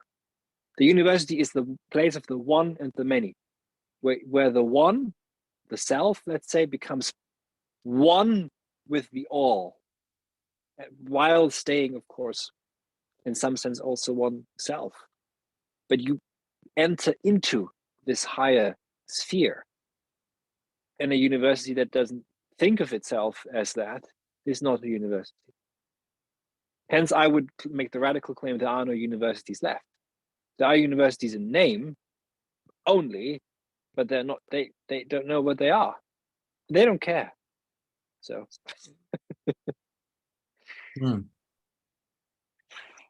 Yeah. Wow. Well, I think so, on that note, though, I think we can wrap up on this. I have so many other questions, but I could keep going for another 3 hours. Yeah. But just inside of that, right? So Finitude is calling, because guess what? My battery is almost empty of my phone, which is why I had to look at it before, about a half an hour ago, to make sure we wouldn't be cut off, because it's my mobile hotspot or something, a modem or whatever it's called. It's your attachment. So technology is telling us when to end. It's time. Okay. Well, I'll just put a little footnote. I did want to. There's a question that I have about in early Heidegger, let's say Dasein, right? Is the clearing or for being, and that in which things can emerge, and that's kind of the role. And then later on, there's like such a decentralization of that it being literally is addressing man in some sense, right? The Dasein, and there's this radical rethinking of being without the human in that sense. So I think you are kind of pointing at that a little bit. There's something there about the cosmos and something that's much bigger than we are, that we're implicated in. I would say to this is something I'm working on. We are addressed by, and if we say anything, we are in tune with memory, which is not given. Right. It is a gift, but it's not given. It's not just present or available. We're trying to make it available. That's what the internet is. We're trying to have everything uploaded in real time, not to forget anything. But that's the grandest mode of forgetting. It's not about data availability. It's a recollection that occurs in the dialogue, so that when we walk away from it, we have remembered again who we are. We have begun to remember through learning from the other, by being confronted with the other, what it might mean to be human. And that is, I think, if you like, what we are addressed by. And it's, to come back to Heidegger, in Heidegger, it's always the way in which we respond to being that matters. The response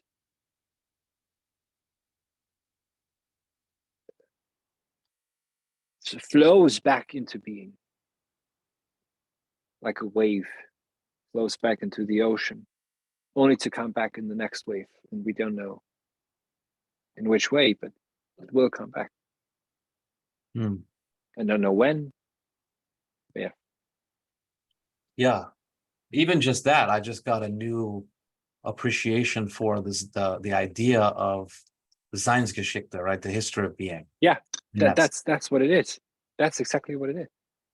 So the Seinsgeschichte is this continuous, especially in our weird time where we begin to see it, opening up of what has been thought a response to, and and the mechanical, technical response to this is what academic philosophy does for the most part, which is to go back and look at it.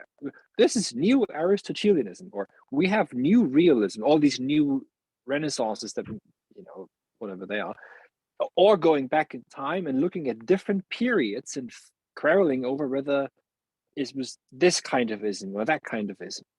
That's only possible because we are addressed by that which is thinking itself, but at the same time, that is a corruption of the source, I would say. The task, and it is an art to a certain degree, is to try and speak out of the source at the same time, of course, without claiming or pretending or deeming oneself to be the enlightened one here, right? That would be arrogant and idiotic. No, but I think we have to allow ourselves, and to me, this is also a bit of a path that I'm realizing now, that's been a bit destroyed through well, it's not the fault of someone else. It's not blaming anyone, but through what I've been reading and had to read in academia, and also maybe the conferences you go to, where it doesn't seem, there are very good people and extremely good people, and there is also an openness to this, of course, to this sort of language.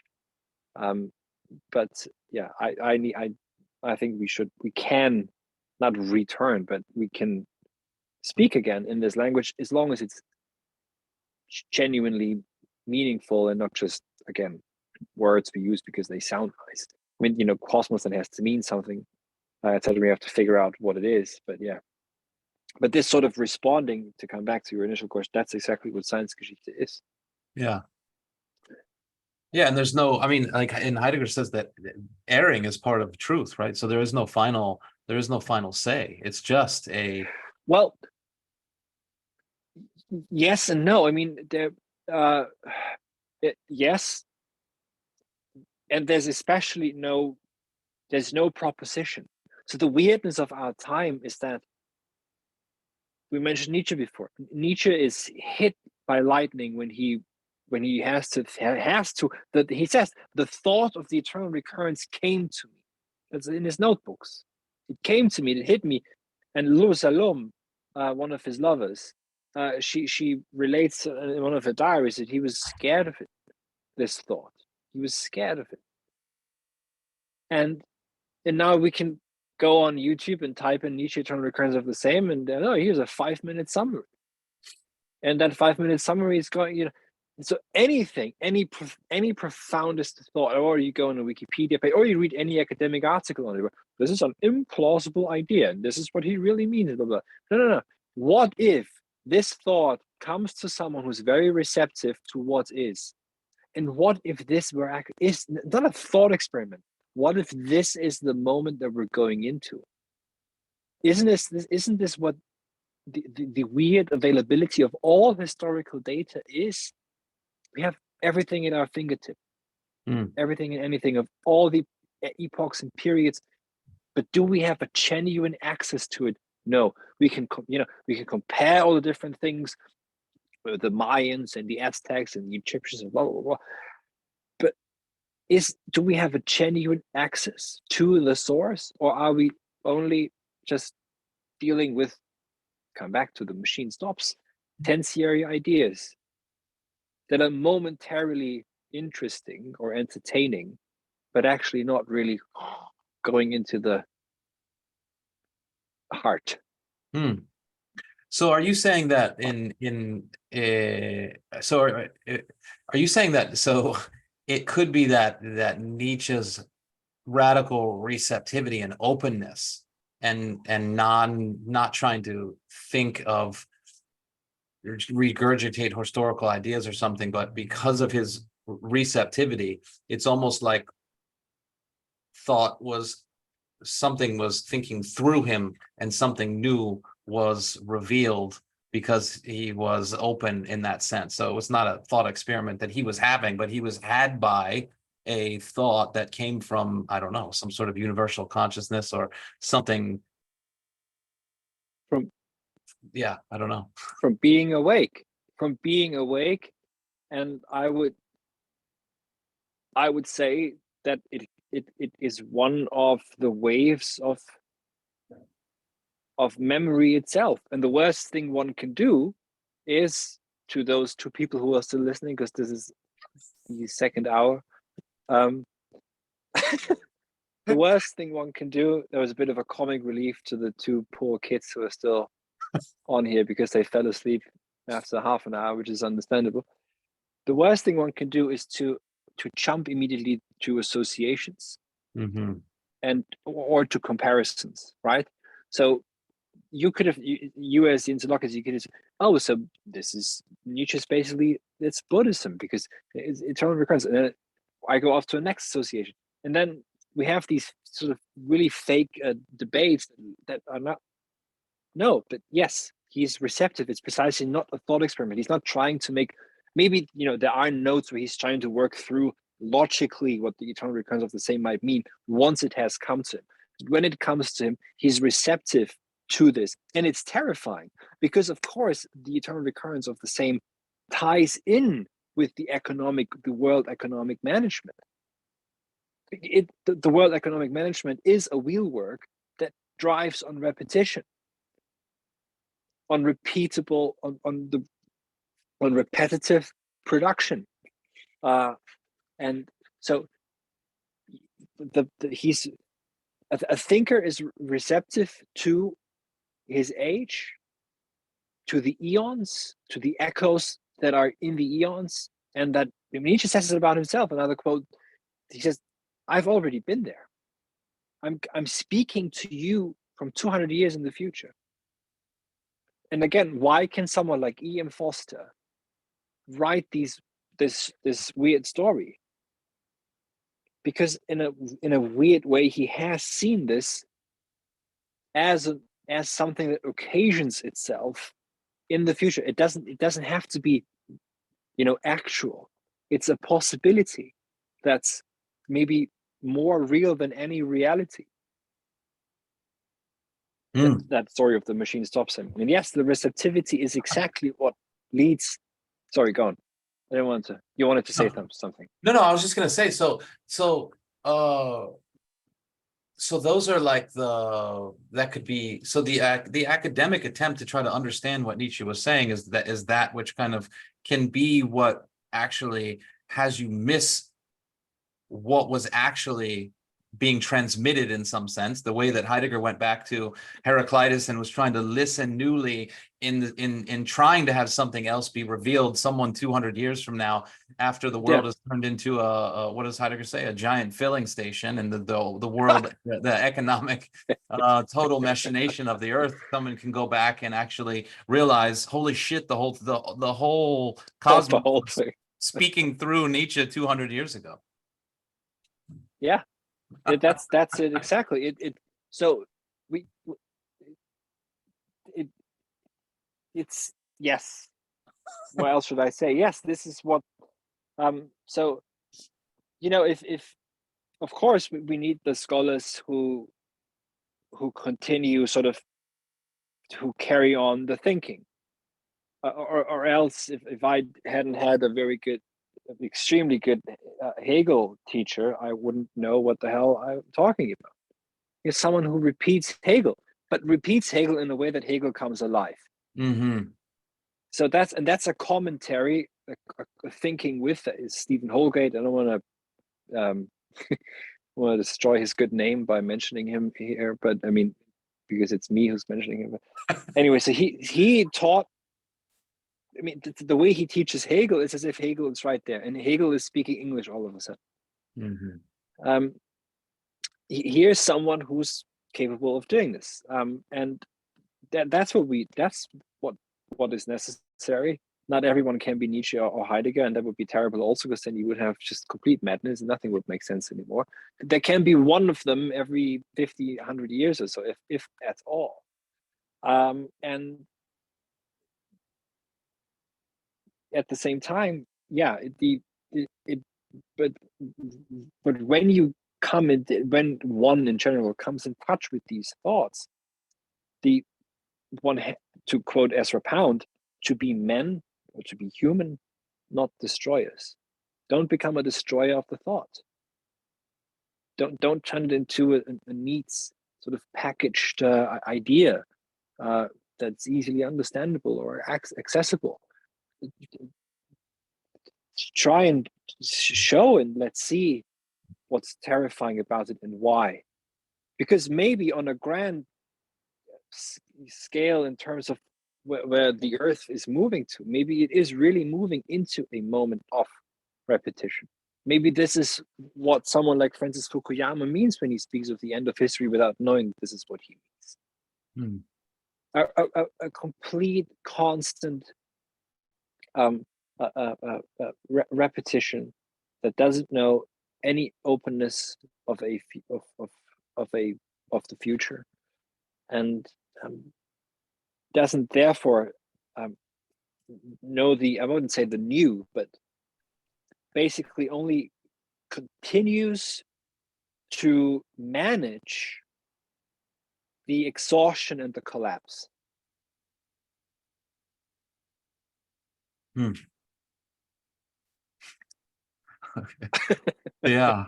Okay. So I'll just share with you what I got out of what you just said, and then I'll ask you one final question, because I know your device is about to die. So what I heard, is dying, yes. What I heard you just saying was that in some sense, philosophy and this entire inquiry is a studying and a preparation for a kind of cultivation of receptivity that will allow something to speak to you.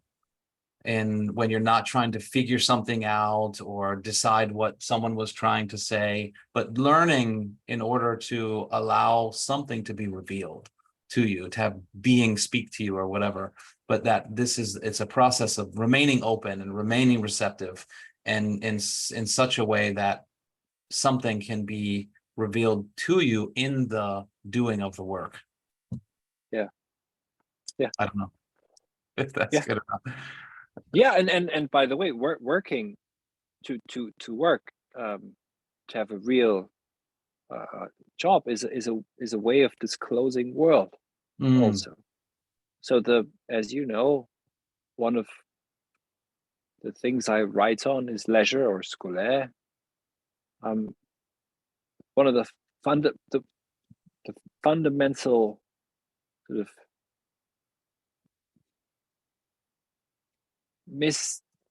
mistake is the very wrong word, but sort of where I'm not going to say it all went wrong when Aristotle, blah blah blah, but to a certain degree it did, because with Aristotle what's introduced is or at least with a certain reading of Aristotle, what's introduced is a dialectics between leisure and work. Mm-hmm. Whereas work and scolaire, they are not one and the same, but they belong together insofar as it's through this measured activity, which is completely outside of the demands of the machine, right? So one question that is always with me is not how can I justify the machine, but how how can one be still in some playful way be free in the sense that we've discussed in this time, while also not completely overworking, or completely not overworking at all, in fact, but work in such a way that what one does is, as I think the English can say, is making a living, is disclosing a life. So yes, and ultimately, though, on this grander scale, though, it's the thought comes to us, but it's not articulated. The thought doesn't come. I don't mean you read a thought Right. in a book. Yeah. And then it It just comes to you, and delivered to you like that. yeah, especially not in that one. But that's a different story. So the thought comes to you. It can come from reading, of course, but not in an isolated sentence, and it will be at first not even be articulable. Is that even a word for you? But it and this is maybe also what you described before. For the first time, you were thinking. Do you remember what you were thinking? No, but you were thinking. There was all of a sudden there's a stream, a waterfall that just, and you're in it. And you don't really know it's like being in a tunnel, and everything makes sense and nothing makes sense, and what you're thinking, I don't know, but it's thinking. But there's no content, as it were. This, right? There's no words for it. Almost. There's certainly not a proposition. It can be captured afterwards or grasped maybe in a sentence or so, but in sentences and in works. I mean, look at what happened with Heidegger. This one thought he has, aletheia, one thought, withdrawal, absconding, disappearance. And how many pages? 200,000 pages on withdrawing. I mean, so he tried to say what cannot be said, but because he had to understand, what's going on? What was this? What is it? Yeah, love it.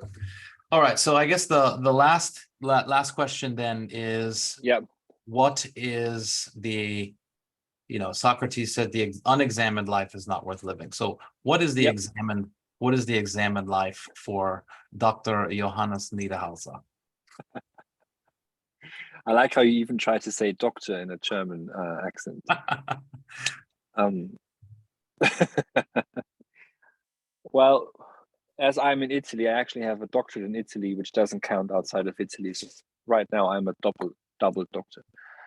What's the examined life? It's certainly not gathering or collecting titles that are academic. There is something to be said for the academic life, I think, still, if one spends this time really examining the truth. But so I think the examined life, in now a bit of a popular sense of saying this, popular, I mean, perhaps easily accessible. One has to go, if one wants to know oneself, one has to go beyond oneself. It's once you start learning yourself, what you're learning about is others, but not just others in terms of society, but is also, I think, the cosmos, the well-ordered whole of everything, and that is in danger of being disordered and chaotic through us, through not being self-examined. But it means at the same time also knowing where to stop, knowing where to find within oneself the places, the doors that you shouldn't open, that should remain shut. We're not angels.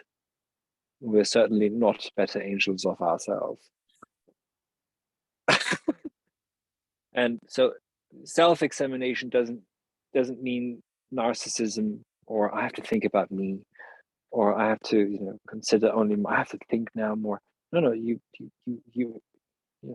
examine yourself in your encounters with others, and with the foreign, and with the strange, and the uncanny, the unknown, in this old sense of the word, sorry. And you know where to stop your self-examination also. And I think ultimately it leads to seeing that there is indeed, and always has been, a profound continuation and coming together of sense, which I think, however, in our time is very much under threat of being cut off and destroyed. I think this is what self-examination can lead one to in philosophy. It leads one outside of oneself to return to oneself and seeing that one is not just oneself. Well said. I love that. And I will tell you that in my experience of, let's say, addiction really is actually about self-absorption and narcissism in some sense. And philosophy definitely, in my experience, was a world-opening, other-revealing experience that allowed me to deal with a self-absorption that was no longer possible after doing the work. So it's a testament completely to what you were just saying. Okay, so aside from this amazing book that people can get on Amazon, I got it. It was not expensive. And where else can people find your work with you? All of that. There's a YouTube channel. It's enough to type in my name, which I know is very short and very easy to remember. I was recently, when we arrived in Sicily a few weeks ago and I rented a car, the lady at the counter didn't know I speak Italian. And she looked at the name and she says, "Ma è proprio orribile, è un disastro questo nome." And I say to her, so she said it's a disaster, it's horrible, this name. She says to her colleague, and I look at her and I say, "Ma sai che capisco questo che dici." But she had to laugh. They have a good sense of humor, so she understood. I said to her, I know what you're saying. And I did. I was laughing too, because this always happens to me in Italy. It happened to me when I lived here many years ago, when I studied here for 4 years. So just type in my name into the search engine that is YouTube.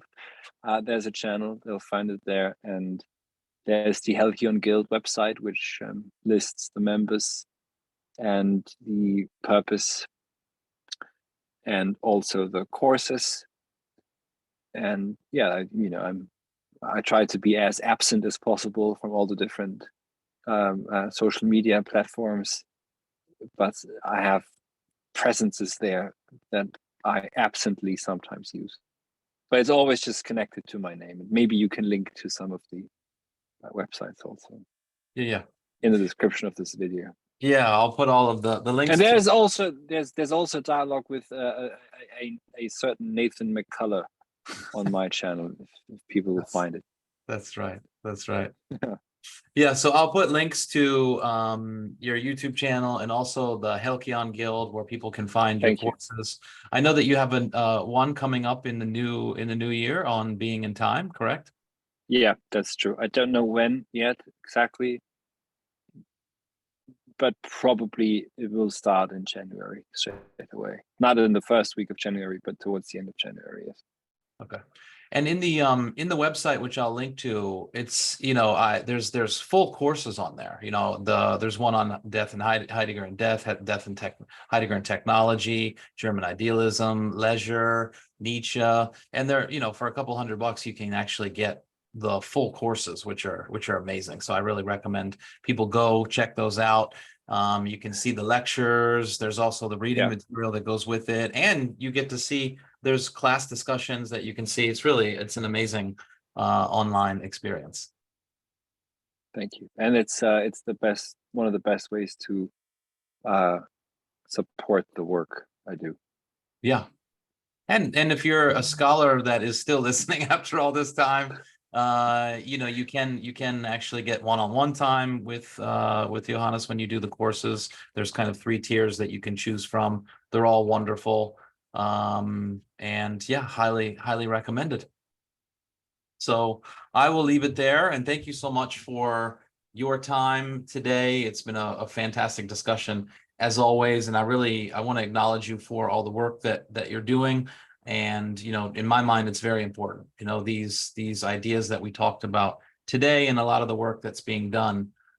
It's critical that we begin to really re-examine, who we are, and Yes. how that makes possible a new a future that so it's important. Yes.